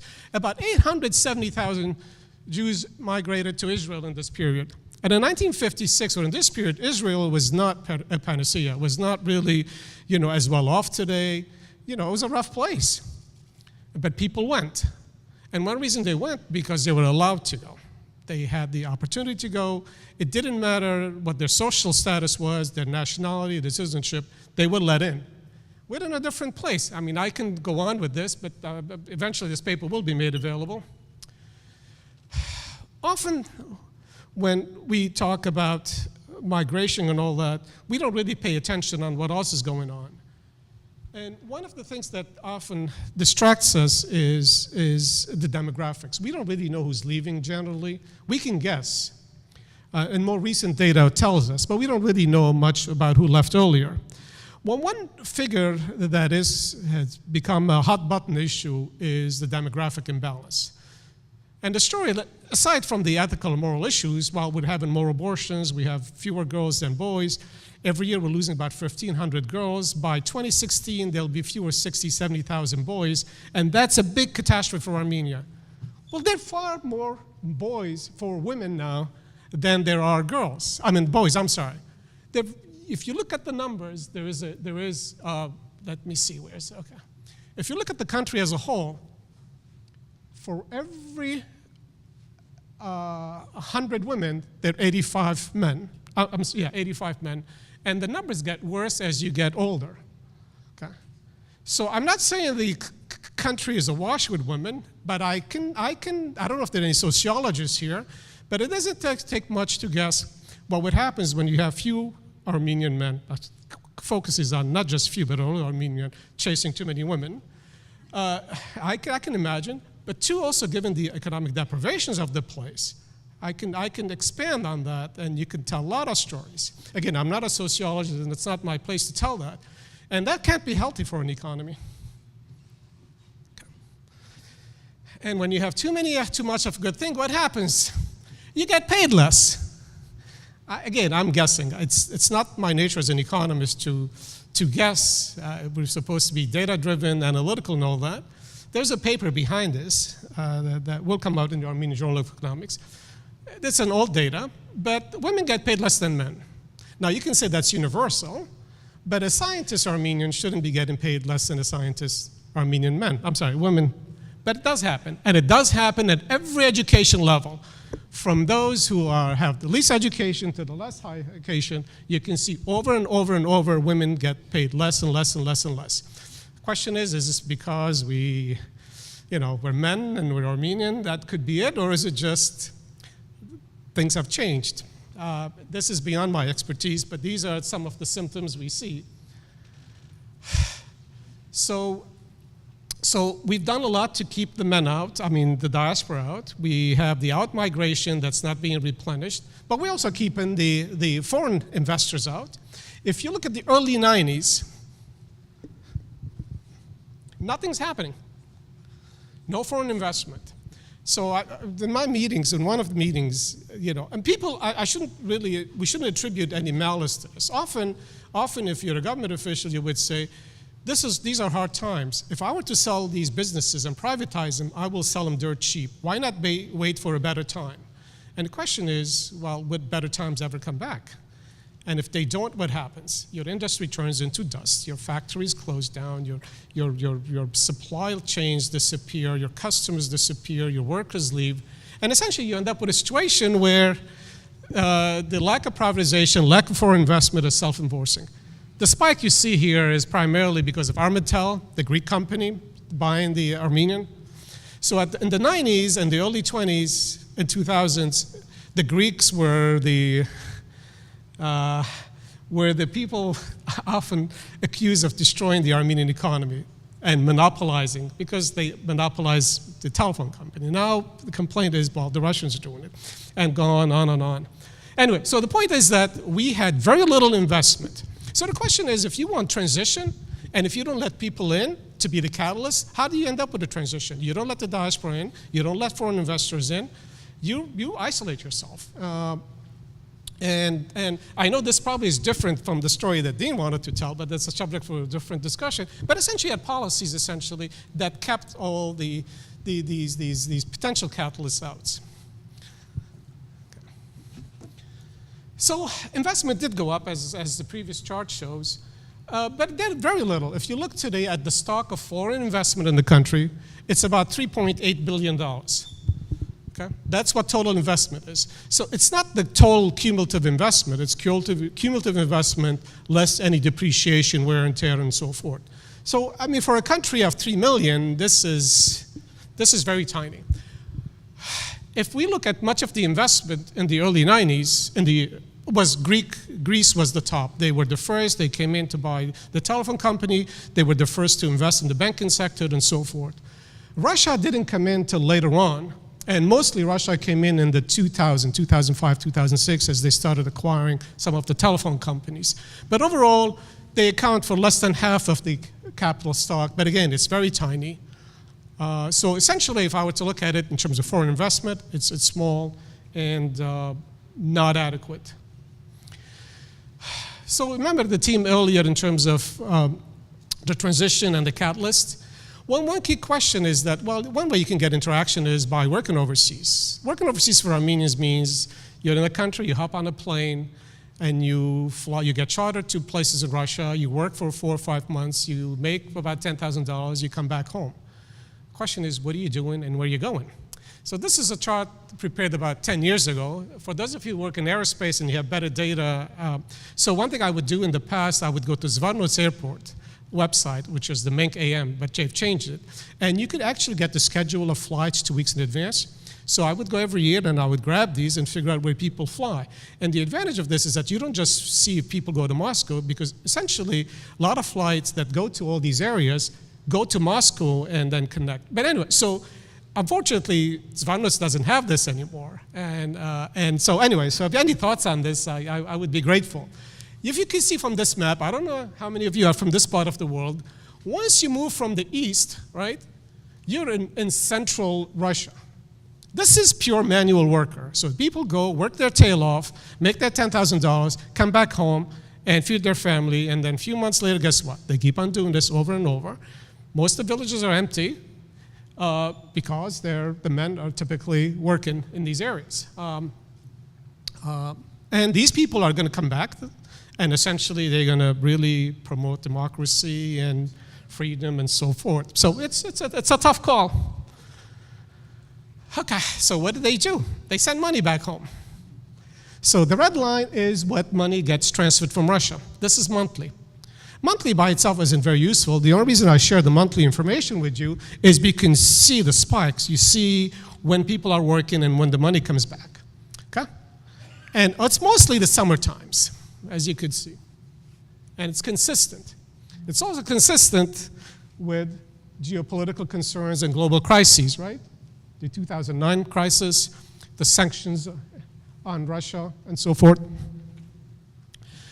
Another picture which could tell us a little bit more, convert this to annual data. And one thing you would see at times, and you would scratch your head, why would this be true? That these are net remittances. So essentially looking at money that comes into Armenia, less money that goes out of Armenia.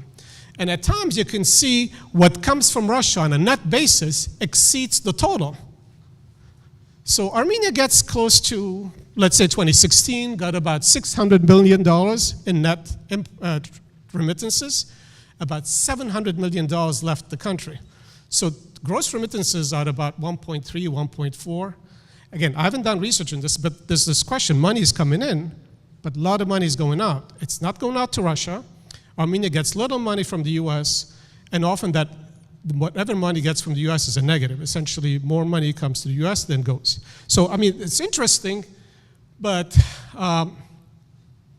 it's a useful source of funds, obviously, if you're poor, but again, it tells you something about the political crises and not the political, external shocks, as well as the growing need of remittances as more Armenians travel. I don't know how much time I have here. The question is, where do we go from here? I mentioned earlier about the works of Professor Ovanesyan and others in terms of research and all that. One key area it stands is investment education. With the exception of the American University of Armenia, there's very little potential in the area of economics and finance. No, they don't exist. No research is being done, nothing is being published.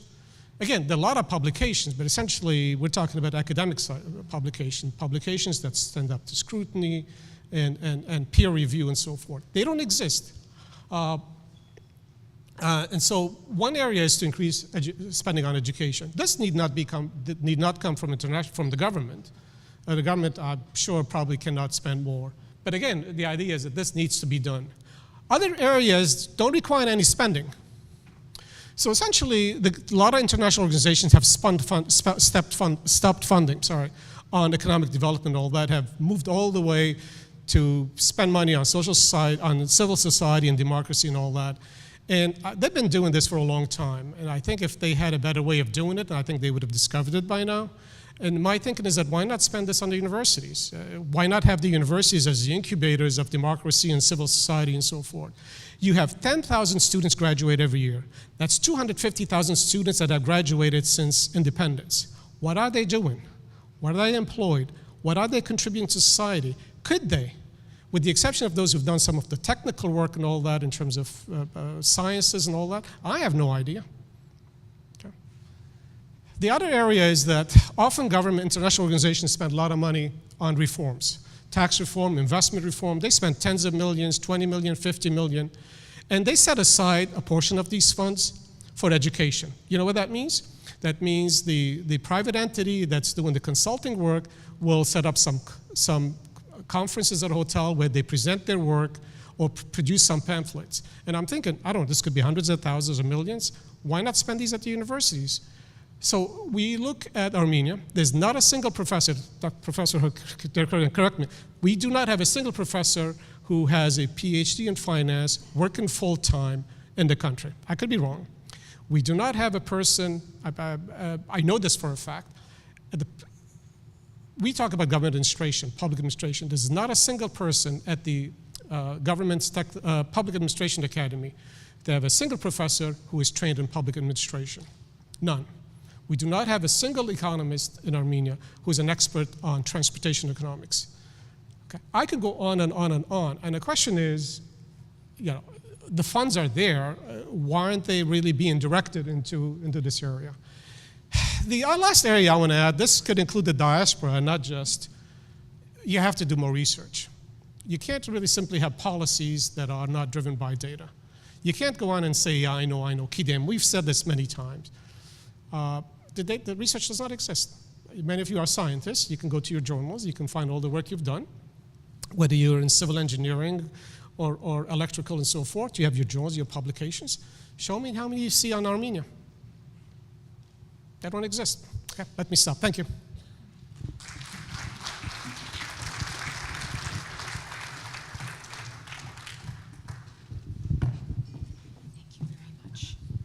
Well, there are some tough questions there, some fascinating trends. Please keep those in mind for the panel discussion afterwards. We've had two very interesting presentations, and now I'd like to move to the third one. Dr. Tatul Manserian, who was born in Yerevan and graduated with an economics degree from Kiev State University in 1984. He's a professor, doctor of economics, and author of 10 monographs and more than 500 scientific articles. And since 1983, he's been teaching in universities in Armenia and abroad. He has many accomplishments in industry and government, which you can read about in the pamphlets that you've been provided. Here I will draw your attention to his more recent experiences. He's been an advisor and head of international organizations in the Republic of Armenia's Ministry of Foreign Affairs, head of the International Division in the Emergency Department, scientific director of the Center for Strategic and National Studies in the early 2002-3 period. In 2003, he founded the Alternative Research Center. In 2004, he was elected to the National Assembly from the proportional list of the Justice Alliance, and he has served on the National Assembly's Standing Committee on Financial Credit, Budgetary, and Economic Affairs, and he's the founder of Alternative Research Center. I'd like to invite him up to present Utilizing National Competitive Advantages, Challenges, and Priorities.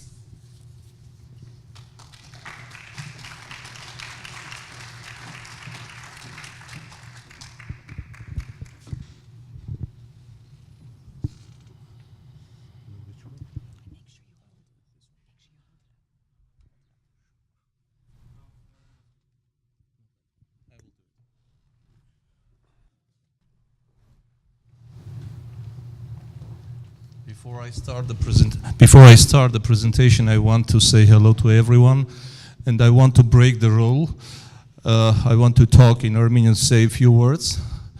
Բարև բոլորին, եւ կարծում եմ, որ ճիշտ կլինի, որ այս դահլիճում հայերենը հնչի, Հայաստանի պետական լեզուն, ես Հայաստանի Հանրապետությունից եմ գալի եւ հակառակը սխալ կլիներ։ Ուզում եմ ողջունել Հայաստանի Հանրապետության գլխավոր հյուպատոսին, հյուպատոսի տեղակալին, դեսպան Մկրտումյանին։ Պարոն Մկրտումյան, ես ուրախ եմ, որ Հայաստանի Հանրապետությունը ներկայացված է այստեղի դեմս ձեզ եւ հուսով եմ, որ Հայաստանի Հանրապետության համար շատ կարեւոր նշանակություն ունեցող Կալիֆոռնիայի հայ համայնքը այս տարիների ընթացքում կկարողանա իր լուրջ ներդրումը բերել Հայաստանի տնտեսության զարգացման գործին։ Շատ ուրախ եմ տեսնել Միրան Աղբաբյանին, որի հրավերով պատիվ եմ ունեցել 1996 թվականին գնալ Հայաստանի Հանրապետություն, երբ դասավանդում էի Redlands-ի համալսարանում, դասավանդելու այնտեղ եւ նորից վերադառնալու, եւ այդ տարիներին առիթ եղավ խոսելու եւ հանդիպելու եւ աշխատելու պարոն Հակոբ Փանոսյանի հետ, բառացիորեն առաջին գործարար ֆորումը Սփյուռքում, արտերկրում, Միացյալ Նահանգներում կազմակերպելու համար։ Ես ինքս ներկա չեմ եղել, բայց առաջի գլխավոր հյուպատոս Արմեն Բայբուրցյանը այստեղ հայ համայնքի հետ կարողացավ առաջի քայլերն անել մոբիլիզացնելու։ Ողջունում եմ պարոն Ռիչարդ Հովհաննիսյանին, որի հետ 1991 թվականին փետրվար ամսին պատիվ եմ ունեցել հանդիպելու, հետո իր որդու հետ Ռաֆի Հովհաննիսյանի հետ աշխատել եմ 2002 թվականին, բոլոր իմ ընկերներին, պարոն Հարութ Բրոնոզյանին, Մարկ Շենյան, Արա Խանջյան, բոլորին, եթե ես որևէ մեկի անունը մոռացա, պետք է ինձ ներեք, հիմա անցնեմ բուն նյութին։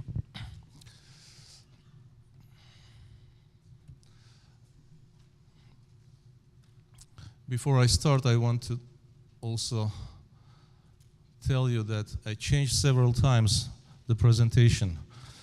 I'm never satisfied with what I do, and the last minute presentation may contain some errors, so excuse me for that. Utilizing national competitive advantages, challenges, and priorities. The purpose is to examine national competitive advantages of Armenia, considering major challenges and opportunities to utilize them. We investigate the role of the government in a globalized economy under current circumstances, including growing uncertainties, economic threats, as well as new priorities for the nation.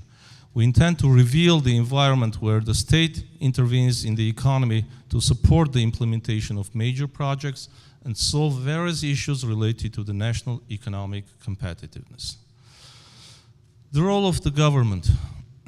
Before examining the role of the government in Armenia, before complaining on different issues, one should consider geo-economic and geopolitical environment of today's Armenia, particularly post-Soviet realities, peculiarities of being a semi-blocked and landlocked country, uncompleted war with unreliable ceasefire agreement, strong dependence on imports and private transfers, poor transportation infrastructure, massive outflow of population, արտագաղթ, and continuous brain drain, contradicting paradigms of economic and political development, numerous local, regional, and global threats and challenges. And not only that.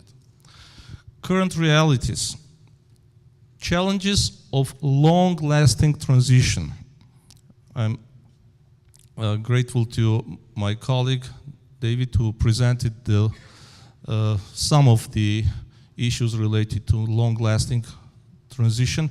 But one thing I want to mention is that we had the illusion in the beginning that the transition will, if not overnight, then it will be short period of time. And it was called shock therapy. The other version is gradualism, and we didn't have the luxury to choose from these two options. The shock therapy was everything today, the reforming of all economy, not only the economy, but also the institutional values and the whole political system. It didn't happen. After 20 years of independence, after 26 years of independence, we still have shortcomings. And there was a joke about shock therapy. There was a shock, but not therapy. So what shall we do now? Global crisis and the limitations of liberalism. New era of uncertainty. This is something to examine, to study more, because at World Economic Forum of this year, 2017, in January, February, the experts and the heads of the governments paid much attention on the environment of uncertainty that creates more problems. However, it gives us a unique opportunity. King Banayan talked about the Washington Consensus. Fortunately or unfortunately, there is no pressure anymore on post-Soviet countries to choose or to use, although it's a must to use those values. However, countries like Armenia are free to choose their own model for economic development. And to me, the best model for economic development of Armenia will be social market economy. We'll talk about it a bit later. Coordinated efforts of the governments and Armenia, the model of economic development without ideological isms, liberalism, I don't know, communism, etc., to better allocate available resources to improve competitiveness. Competitiveness on macro level, the state level. I don't want to go into details talking about the nature of competitive advantages on a micro level designed by Michael Porter. It's a very important theory followed by the theories that were designed back in 18th century by Adam Smith and David Ricardo, later in 19th century. However, the theory of national competitive advantages justifies our attempt to form a new model for economic development that we may call national, the model for national economic growth. The diamond model is here. As I said, I'm not going to go into details to save your time. Challenges and priorities of national competitive advantages of Armenia. One of the biggest challenge to me is the absence of national agenda. Fortunately, we adopted one 2 years ago. The strategy for development of Armenia for the years 2014-2025. However, the new government pays less attention to that strategy. And we would like to see what will be next. Will the government use the strategy, or design a new one. However, for a long run, we can't try to develop the economy without a national agenda. Privatization and liberalization, those are among the challenges. The principles of Washington Consensus, and 14 governments with a lack of clear vision and clear strategies. The choice of Armenia between EU, European Union, and Eurasian Economic Union. This choice is a bit artificial to me, since the country is free to choose to join any regional bloc. The other reality about Armenia is that in the post-Soviet territory you may come across not one or two, but 5 regional blocs formed, overlapping regional blocs, unlike European Union. And it's a very complicated environment where Armenia needs to complement in foreign economic affairs, not to choose, but to have good relations with all countries. Knowledge-based industries with high value added, including but not limited to IT, biotechnologies, nanotechnologies, energy sector, both traditional and alternative, healthcare services, exports of higher education in medicine, technical and natural science, architecture, music, various segments of tourism, and so on. How about the vision? What is the vision for Armenia's economic development? In general, Armenia's economy may choose from the following: to be a resource-based economy. Competitiveness can be reached by exploring existing resources and utilizing inexpensive production factors. Investment-driven economy, due to immense volumes of investments in locomotive industries. And here I want to mention that a lot of people, a lot of experts, including our colleagues, mentioned foreign direct investments. I think there is a big mistake to not mention local investments. We never talk about local investments, and without encouraging local investments, why should anyone invest in Armenia? If we don't have our trust toward our economy, if we don't invest in our economy, I call the investments, the foreign direct investments, politicized investments.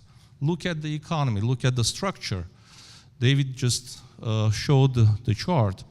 Russian Federation and other countries, they have political interest. That's why they invest. They take the risk because they are interested in the region. However, local investments have to be encouraged. And last but not least, innovations-driven economy, new technologies and added values for consumers. What are the impacting factors? Liberal investment and trade policies are among the best in among post-Soviet countries. Insufficient FDI and portfolio investments for economic growth. Environment of trust, first to encourage local investments, we just mentioned that, and no agreed approach yet to define national competitive advantages justified by set values, criteria, and principles. We may guess that apricots or, I don't know, construction materials, cognac or other commodities may be considered to be competitive advantages. But where are the criteria that might help us to choose from a variety of products those that are really representing the competitive advantages of Armenia? And while talking about competitive advantages, we can't miss the issues related to economic security. And the role of economic threats, the role of the state cannot be overestimated in fighting economic threats and maintaining sufficient level of economic security, namely food security, energy security, demographic security, as well as financial security, information security, and others. Talking about demographic security, I have to mention that the latest data suggests that in 2016, we had almost balanced number of births and people who left Armenia. It means zero balance. If you add the number of deaths, then we have minus. It's decreasing. The population is decreasing. That's the reality about Armenia.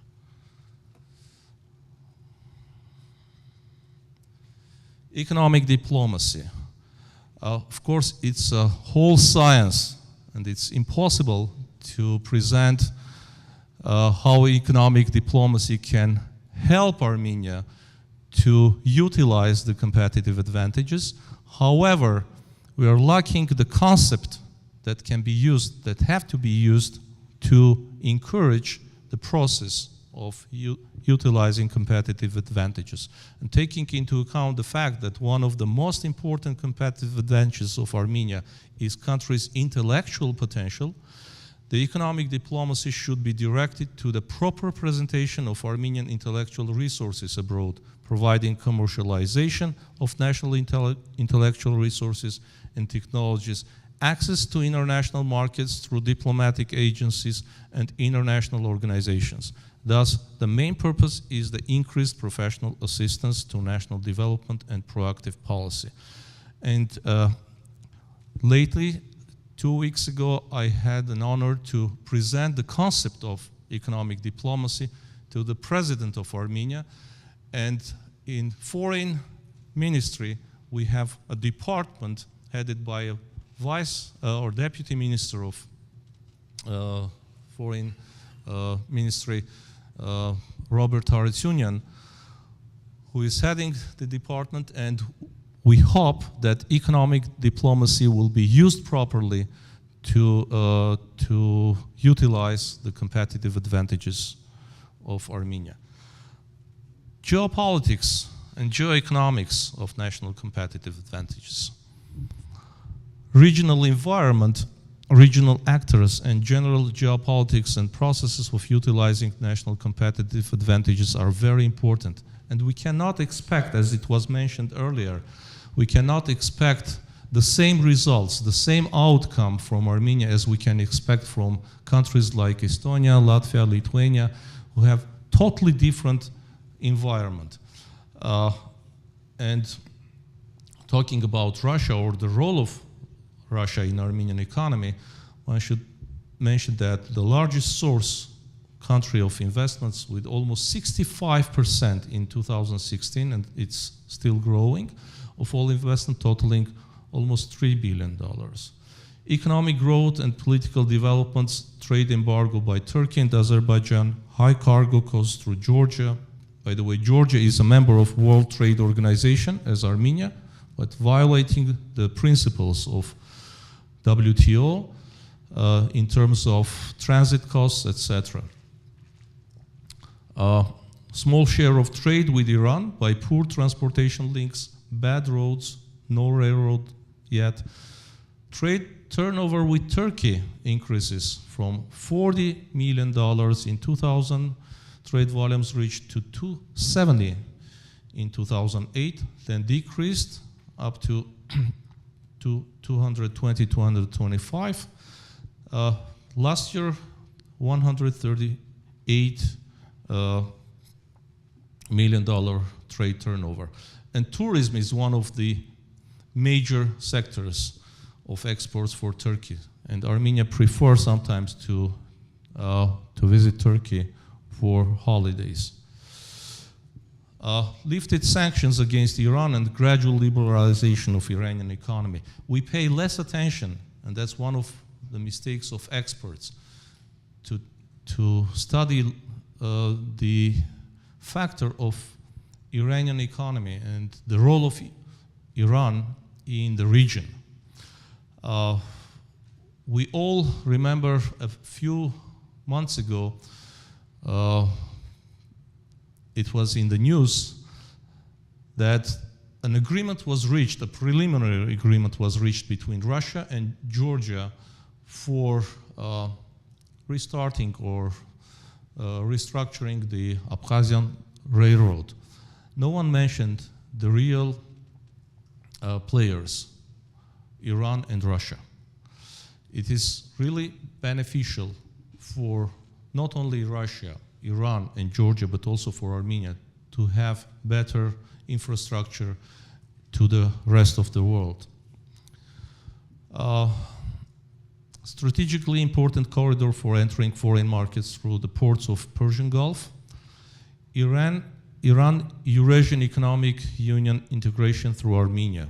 The influencing factors are bilateral relations, multilateral relations with Eurasian Economic Union, and also Armenia is the only Eurasian Economic Union member country that borders directly with Iran. Armenia initiated a free trade zone between Iran and Eurasian Economic Union countries. International trade and industrial exhibitions are more frequent starting last year, 2016. 4 exhibitions were held in Iran and in Armenia.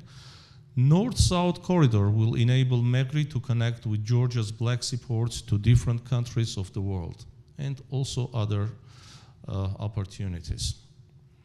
I'm not going to stop on all of that.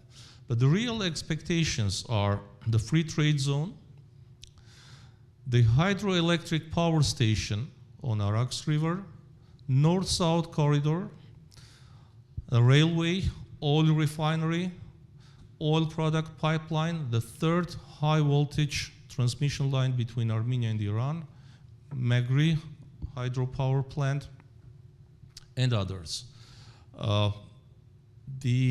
Just to give you some figures, the trade turnover for the next 5 years, it's our estimate that could grow at least from $2 billion US, Armenian GDP could double, and Iran GDP could grow from $450 billion US to $500 billion. Especially given the possibility of an exit of Iranian products to the markets of Eurasian Economic Union. And under these conditions, Iran could become the 4th partner, from the 4th partner, the 2nd largest after Russia partner for Armenia. Talking about the regional players, Georgia is one of the key players, especially for Armenia. You can see the opportunities and disadvantages dealing with Georgia and the expectations. Talking about diaspora, I know that we have other colleagues that will concentrate on those issues. However, I would like to mention that one of the major ingredients of success is the Armenian diaspora that plays an important role in bilateral relations with Iran, as well as in strengthening links of cooperation with Eurasian Economic Union, the European Union, the United States, and the Middle East for multilateral cooperation and access to the markets of 3rd countries. In addition, geopolitical and geoeconomic environment may also be favorable for utilizing national competitive advantages depending on the role of diaspora in neighboring countries and key players in the region. And diaspora, of course, is viewed as an unexplored national competitive advantages, especially the professional potential, intellectual potential of Armenian diaspora. Some results of experience of utilizing the diaspora's potential in other countries. Most edifying are the cases of Indian, Chinese, Israeli, Italian, Irish, Mexican economic reforms and rapid developments in terms of formation of the national economy and the utilization of its competitive advantages. Now, there are, of course, a lot of obstacles to utilize the potential of Armenian diaspora. In conclusion, I would like to mention that the role of the state in utilizing national competitive advantages cannot be improved overnight. It is a time and energy consuming process, presuming close cooperation of local and external actors, partnership between the public, private sectors, and the professional niche of the civil society.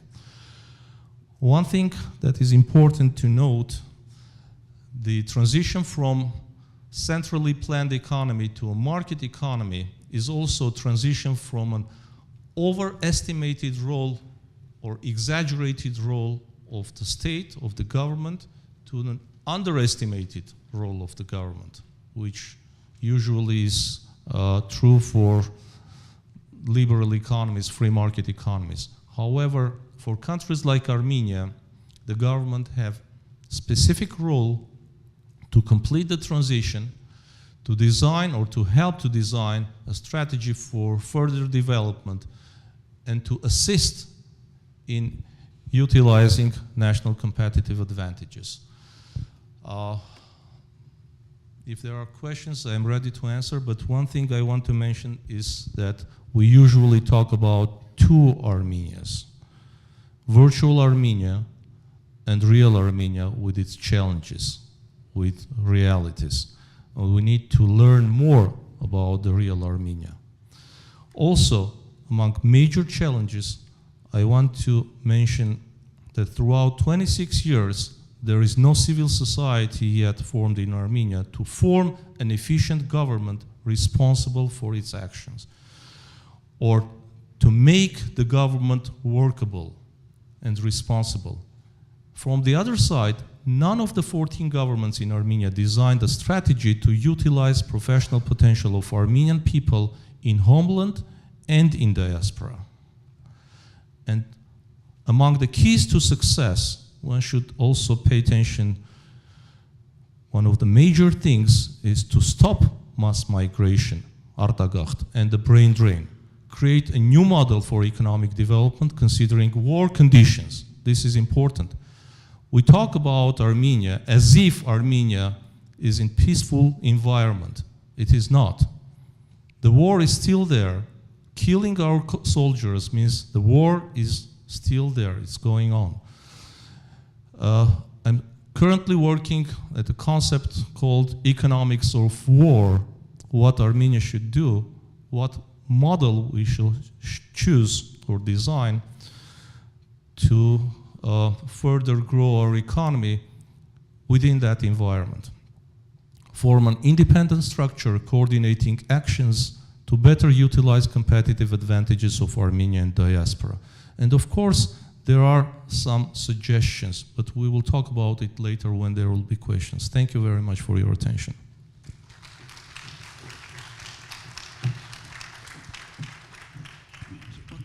We'll take some questions in the panel discussion. Thank you very much, Dr. Mansarian. Some more food for thought.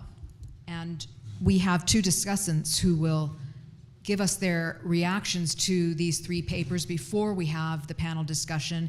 I'd like to invite Ara Khanjan, who's professor of economics at Ventura College, not too far from here, if he'd like to give us his initial thoughts. Thank you, Dr. Khanjan.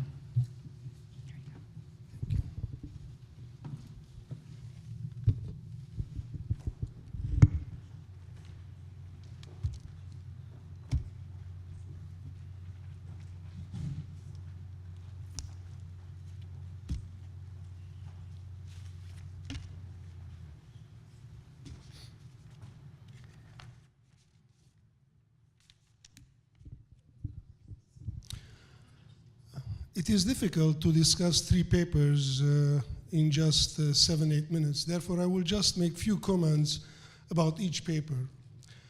Banayan's article is a good explanation of Armenia's interdependent economic development with its neighboring countries. It seems to me that if Banayan, besides using concepts of borderland, selectorate, and Olson's theory, if Banayan uses also Acemoglu's and Robinson's ideas, his article would be improved. Acemoglu and Robinson basically argue that to have a sustainable economic growth and prosperity, inclusive economic and political institutions are necessary. Inclusive political institutions imply both a broad distribution of political power and limits to that power. It implies that there is rule of law in the country and there are no privileged small number of people who are above the law. Inclusive economic institutions imply competitive markets with property rights, contract enforcement, ease of starting new companies, etc. And without extreme unequal distribution and arbitrary taxation. It should be easy to include Acemoglu's and Robinson's ideas in Banayan's article because Banayan already addresses issues related with inequality and market power. Armenia has some extractive political and economic institutions and has some inclusive institutions. The challenge is to support and promote inclusive political and economic institutions. Manasarian discusses the importance of competition. In order to have competitive advantage in an economic sector, the price in that sector should be relatively low. Monopolies lower production and raise prices. Therefore, to have lower prices and competitive advantage, it is essential to have competition in that sector. Unfortunately, in Armenia, in many economic sectors, few large suppliers control the market. Therefore, when we discuss competitive advantages of Armenia, we need to address the issue of monopolistic power in Armenia. 1 year ago, Prime Minister Hovig Abrahamyan's government decided to deal with the problem of monopolies in Armenia. 3 possibilities were discussed. First, increase the power of the state regulatory agency that develops and implements antitrust laws, which promote competition and prevents monopolistic behavior. Second possibility was to expand the jurisdiction of Public Services Regulatory Agency, which regulates prices of electricity, gas, water, etc., and let this agency regulate also the prices of certain essential products. Basically, this option allows monopolists to exist and allows this regulatory agency to monitor prices and prevent monopolists from charging unjustified high prices. Third option was that the government should take measures to make sure that new potential sellers and producers are able to enter the market and increase competition. It seems to me that the government adopted the third option. Manasarian's paper examines competitive advantages of Armenia. I would like to focus on 3 factors that affect competitive advantages, which are exchange rates, real wages, and labor productivity. First, exchange rates. Currency appreciation, or when dram gains value relative to foreign currencies, such as US dollar or ruble, Armenian products become more expensive in the world market and lose competitiveness. Since around 2000, Armenian dram had the tendency to appreciate, except during winter of 2009, or to depreciate at a slower rate than its trading partners. Some argue that Armenian authorities prefer a strong dram, which makes Armenian imports cheaper and exports more expensive, hurting Armenian exporters and helping Armenian importers. With respect to wages and competitiveness, ultimately our national goal should be to increase real wages and allow Armenian masses to consume more, increasing their standard of living and reducing poverty rates. However, higher wages adjusted for inflation could raise cost of production and prices, making Armenian products less competitive. In order to offset the negative effect of higher wages on cost of production, it is essential to increase labor productivity, which equals to total production divided by the number of or units of labor.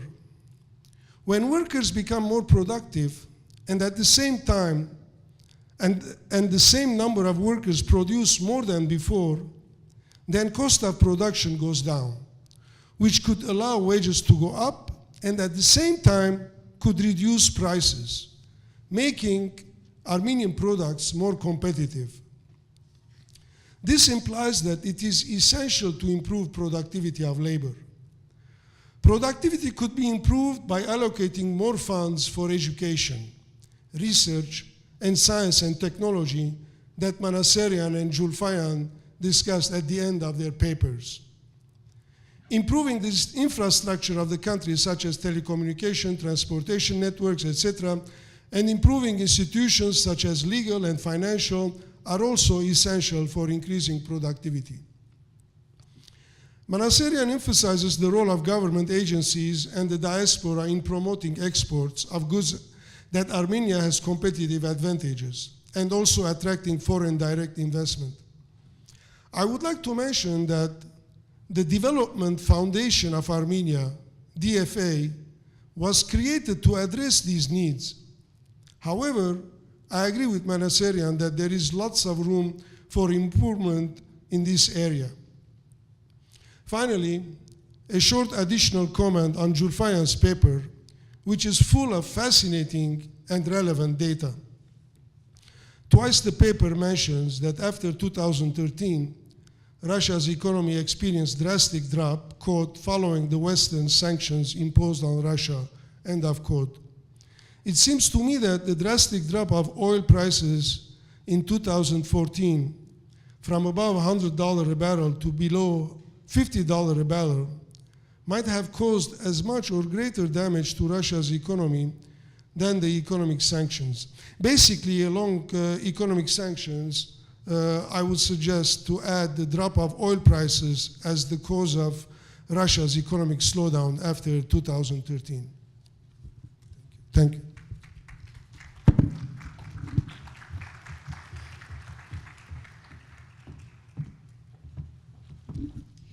Thank you, and I'd like to invite Mark Chenyan to come onto the stage, our second discussant, a founding member of ARPA,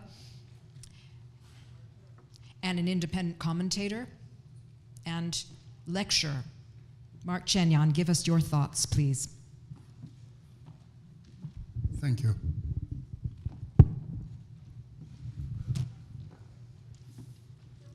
As I was preparing myself for the last 4 months towards this conference, I did take the time to review the literature, authoritative literature of economics of countries and what was relevant to Armenia.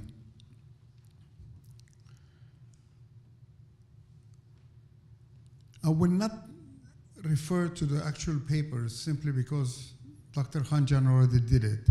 So let me attempt to complement it.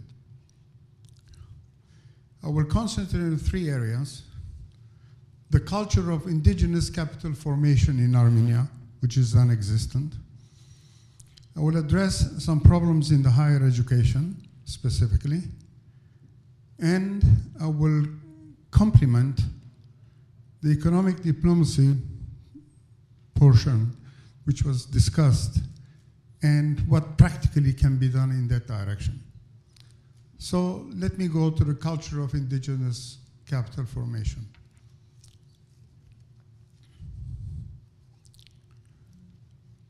One of the areas that is actually missing in Armenia is indigenous capital formation culture. As one of the papers discussed, there isn't too much of investment happening by the people of Armenia, who in a lot of ways we do see some numbers as far as net worth and so forth is concerned, but zero interest in investing in the country except for some trade and so forth. That has to change. And without that culture being formed, I don't think that we're going to be able, just for foreign aid or outside investments and so forth, will make a difference. For example, the first paper today, which covered the IT area, there's a lot of investments to be done there. And I think that it's our challenge, instead of people who today have the capital, who some people call it the elite, or whatever reason is, as far as I'm concerned, they're the ones who have the capital, and therefore it's our challenge to make capitalists out of them by showing them the way or the ideas in which they were investable, industrial investments, not palace buildings or mansion buildings or church buildings, and redirect that capital into the indigenous economy instead of exporting some of that capital, as you saw some of the numbers out there. So I will stop here, and then later on we may expand on it. In higher education, I do think that the Academy of Sciences in Armenia is a problem. It's a serious problem in our education, and let me explain what I mean by that. The Academy plays two roles in Armenia. One is the prestige part, and the other one, I would, for lack of better explaining it, it's a sort of postdoc kind of education and establishment. I do think that it's an error to deprive, and by definition, Academy of Science is the brightest and the best. I think that it's incorrect to deprive the best that Armenia has in brain power, deprive the students in the universities. And therefore, the way to do it, in my opinion, is divide the Academy of Sciences in two parts, the prestige parts, which we have it here in Europe and so forth, and bring back the postdoc function back into the universities. And that is very, very important as far as quality of education is concerned. It also relates to the second point that I will be making. As it was mentioned today, big amounts of money is needed to improve your education. And it's beyond the means of Armenia. That's virtual versus reality, as we talked about it. And I think that here is a concept that a white paper was written back in 1992 when Velik Harutyunyan happened to be the first Minister of Higher Education, an academician himself. And I don't know what happened to that paper, but let me address it. It basically recommended the sisterhood concept in education, where the sisterhood is not at university to university level, but actually professional school to professional school level. For example, the School of Engineering, School of Law, School of Medicine, Graduate School of Management, and so forth, create sisterhoods with American universities. And the reason that I'm mentioning American universities, because American universities have ways to get funding from Washington. And that's the only way that I can see that we may be able to leverage through American university sisterhoods, but again, the professional schools or to schools. And that way, create some kind of a culture of transfer, both in brain power and quality of education by leveraging American funds through American universities.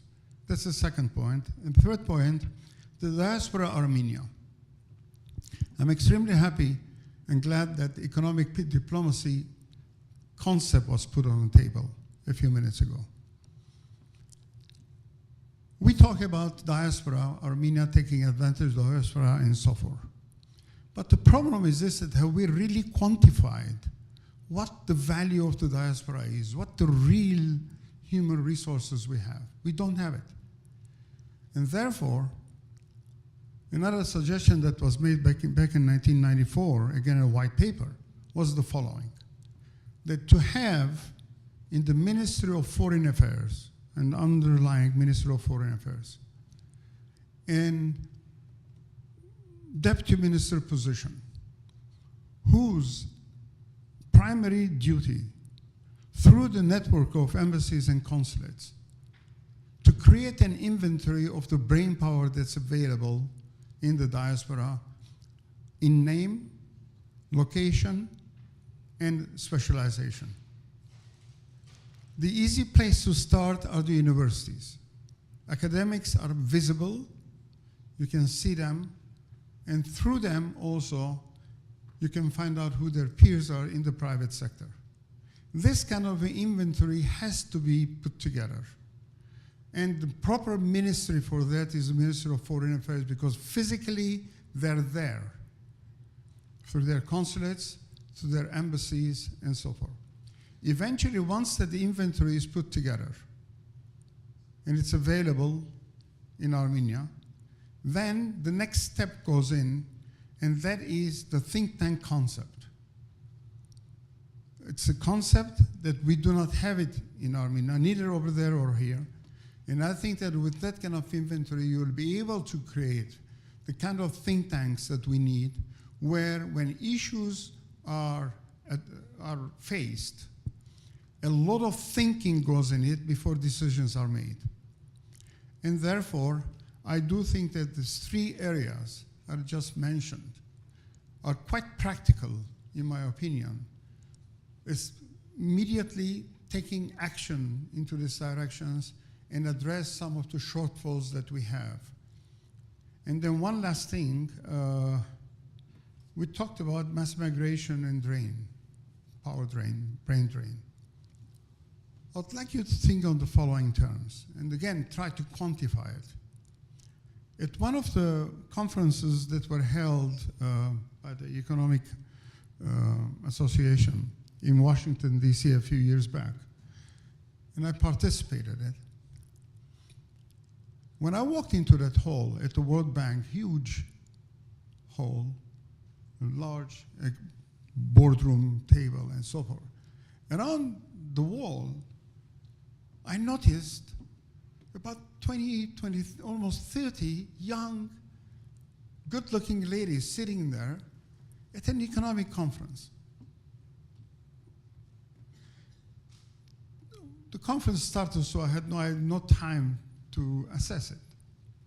As the Q&A portion came up, we were talking, and then the next break, suddenly all these young ladies came over and started talking, Armenian, obviously, but they were talking professional language.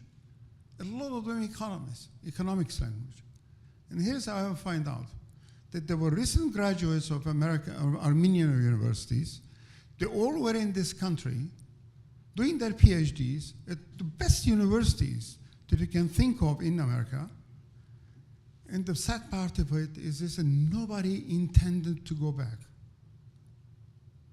Now, as an economist, here is what I look at. They were all in their mid-20s to later, higher numbers, age-wise, which means, and recently came from Armenia. So let's do a little bit of arithmetic here. For the first 25 or 26 years of their life, Armenian society invested in them. And then because the country doesn't have absorption, they all came here, are doing their PhDs at the best universities, no intention to go back. And when they're going to be productive and also taxpayers, guess who they're paying the taxes to? I think that this kind of thinking has to be indoctrinated in what's happening in Armenia. And a lot of good ideas were put on the table today, and it's time to go and take action. Thank you very much for the opportunity.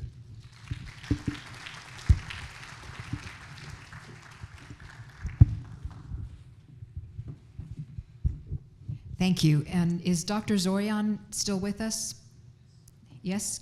If he's, Dr. Zorian, would you come join our speakers on the stage? We're going to invite some questions from the audience. And we've just had two discussants who've posed some questions to our speakers. Would you like to reply to the discussants, or should we open it up to the audience? Which would you like to do? Would you like to respond? Let me first ask questions. Yes, Cynthia, back there. Thank you, Carla. A question about the trends that you're seeing. I mean, I was surprised by the trend towards an increased agricultural segment.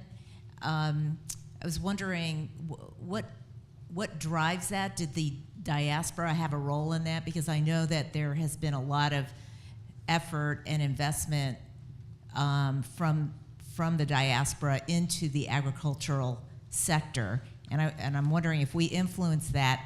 And now I'm seeing that we have a lot of investment into technology And are we going to see a similar trend into that segment?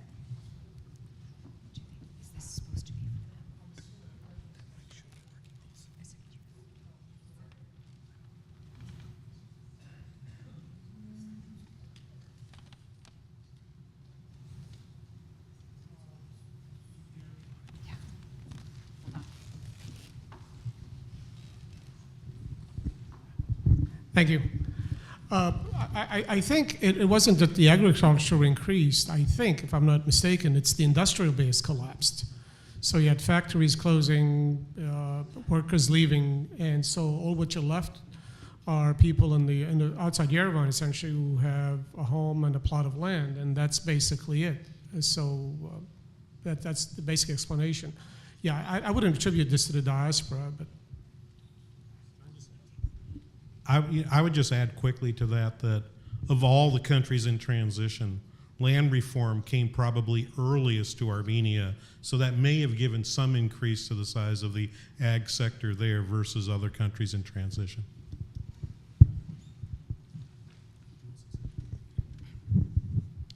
Well, about the agriculture, those countries, post-Soviet countries, that joined World Trade Organization, have common trends.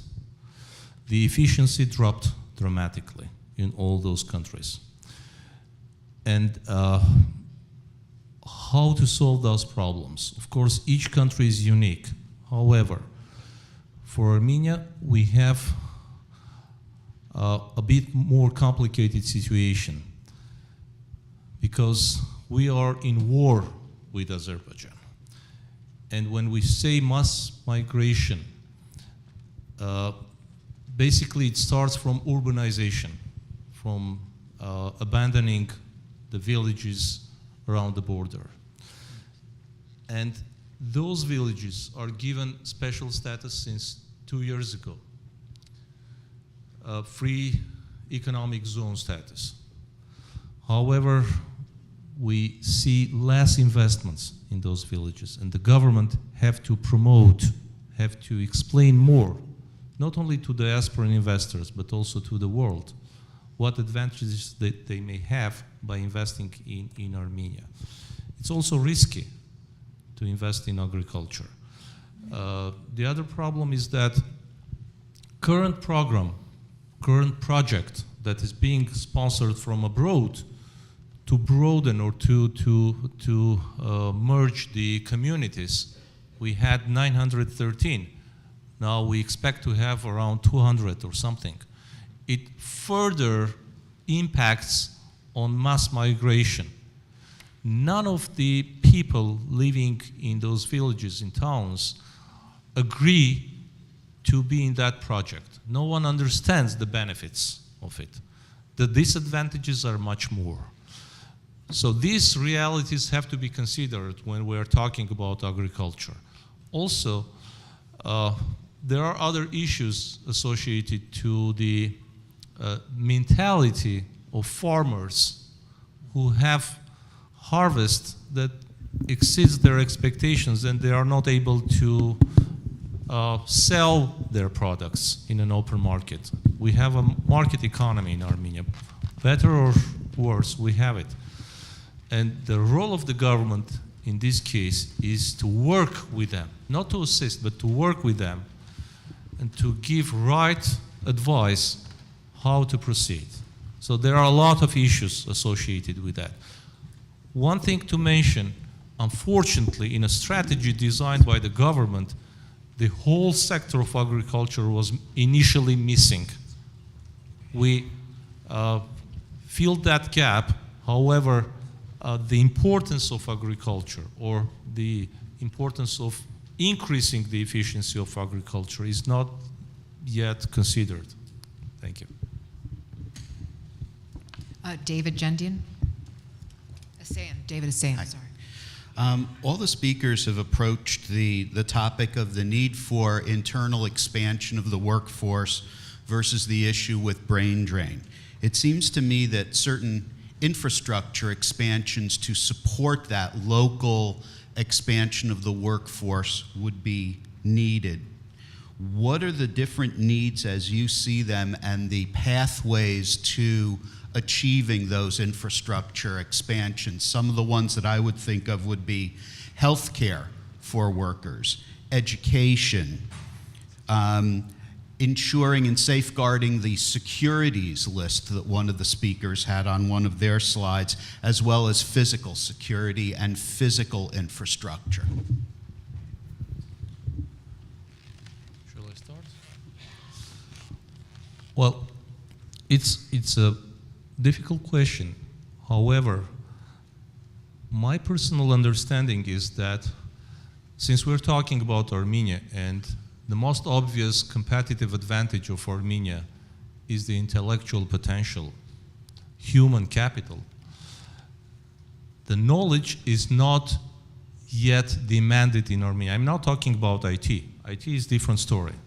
And I'm really happy that IT is having real progress, not only in Yerevan, by the way, but also in Gyumri, in Vanadzor. And that's also due to the efforts of my colleague, Mrs. Zorian is doing a lot. However, talking about other industries of science, other fields of science, it's not yet demanded. And I appreciate the comments of Mark Shenyan.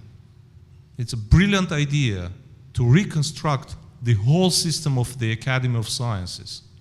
These guys have zero idea about the commercialization of science or how to deal with young scientists. If we don't take care of young scientists in Armenia, who's going to implement the program for economic development? Old people? Children? No. That's my major concern. We have to stop the mass migration by appreciating the knowledge. As a professor at Yerevan State University, I always ask the ministers of education and science. I say, do you have any data? How many people, how many graduates find their jobs by being educated, by the way, at the expense of the state budget, which is very ridiculous. We spend a lot of money and we don't follow up. We don't care about it. We are donors for developed and some developing countries as well. We don't care about what we waste. And then we say, help us. The human capital, the basic human capital, the intellectual potential have to be appreciated in Armenia. We can't lose young generation. I have been here for a number of years. I used to teach for the University of Redlands. My colleagues here, I'm going to meet them in a couple of days. They call me an example of reverse brain drain, and I'm happy for that. I want to endorse the words of Mark Shenyan, that people who come to America, those who go to Europe, it's excellent, it's very good to improve their knowledge, to get education, to get experience.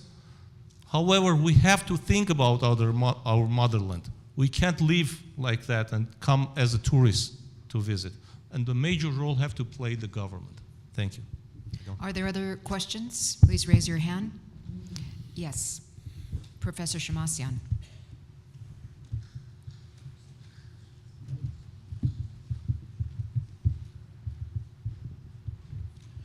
Thank you for all the presentations. Do you know of any quantitative assessment of the degree of rampant corruption in Armenia that is impacting all of the things that you're saying, development, future, new thinking, agriculture, and so on, education? Thank you. Who would like to tackle that one first? Yeah, there you go. I would note first the work of the group in Germany, Transparency International, that does a pretty good job of assessing the amount of corruption happening around the world. So it gives you comparative statistics of the degree to which corruption, not just, and usually by interviewing people in the country, trying to assess how often are you asked for a bribe, what is the size of the bribe relative to the size of the benefit you would receive by paying it, and so on. I would make a, but there are other studies. The World Bank's been involved in some of this work as well. I don't think there's any work being done specifically to Armenia separate from looking at it in the broader global context. The one point I would make in this is that the model that I'm trying to develop with the work I'm doing, and I want to thank Aura, by the way, for reminding me of Asamoah and Robinson. It's an important piece of work that should be included. Is that those payments, what you and I might look at from the outside and call a bribe. They might look at and say, this is just a way of keeping my political elite together to keep my power in place. And again, if you go back to this rather negative view, it will seem negative to many people in the audience, this view that I have that stationary bandits actually do invest in countries. They unfortunately tax you at too high a rate relative to what democracies will, but they will at least make some of the investments. That not every bribe should be treated as equally bad. There are some places where it actually makes sense to have seen that happen in order to maintain the stability of the government, if it is in fact making the right investments. As we just heard from David and Tatul, it's not always the case that those investments are being well made. I certainly agree on the education piece, but I just would point out there's data, you could compare that, but I think our ability to understand the purpose of these bribes differs from place to place and really requires us to think carefully about what we call corruption from the outside, what's the context in which it's happening. And it needs to be a little more careful than I think some folks, particularly those of us who live in America and Western Europe, tend to do.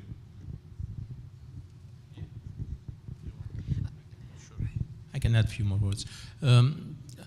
Corruption is measured like many other economic measures. In fact, we have this annual global economic report that comes out for Davos. It's a big report. It has dedicated pages about Armenia. If you want, I can show it to you. I have with me the Armenia part. Now, we are in the middle. So last year, 137 countries have been evaluated. So we come somewhere in the middle. We are much better than many other prior Soviet republics in that sense. However, we are very good in certain other aspects, which it's worthwhile to pay attention to.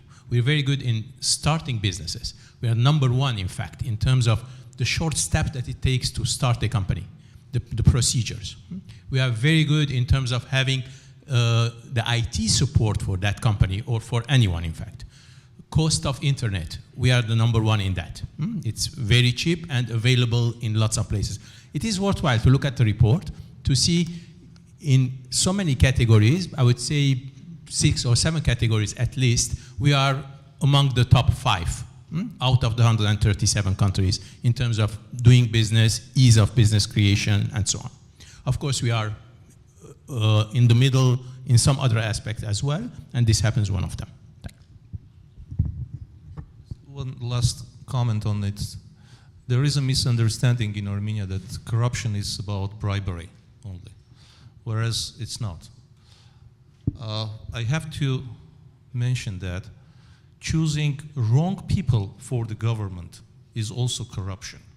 When you choose your nephew, cousin, or a friend to work for the government and to decide the destiny of people there, and you lose the time for a number of years, that's also an expression of corruption to me.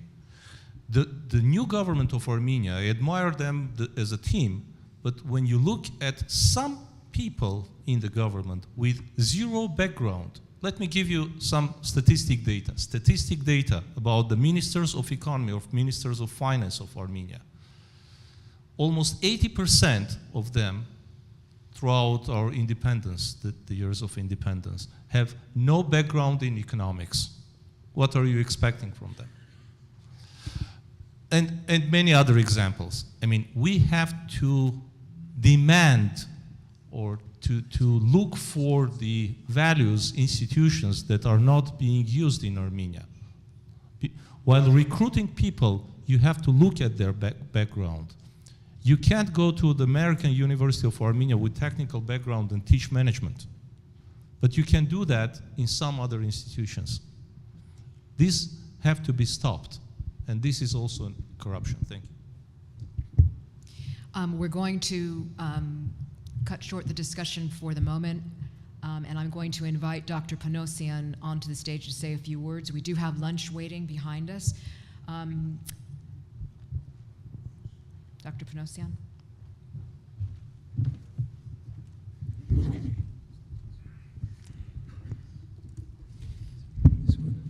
Thank you very much, Carla, for an excellent chairmanship. And thank you for the panelists and the speakers. Now we are going to serve lunch. The lunch is available here. And I forgot to mention one of our other great representatives here, Dr. Armen Dergiryan is here, the president of American University of Armenia. He actually postponed his trip to Armenia, back to Armenia, just to be here and to be the keynote speaker of the banquet tonight. So all those of you who did not plan to attend the banquet tonight, please change your minds and be with us, join us. And the lunch is ready. And also I'd like to mention again, we are live streaming, and you go to hashtag ARPA Institute, you'll find the link, and please like us and tell your friends. Thank you for coming. And we will be reconvening at 2:30. That's 2:30. We'll be back at 2:30. Thank you to all of our speakers. We really appreciate your efforts. Thank you very much.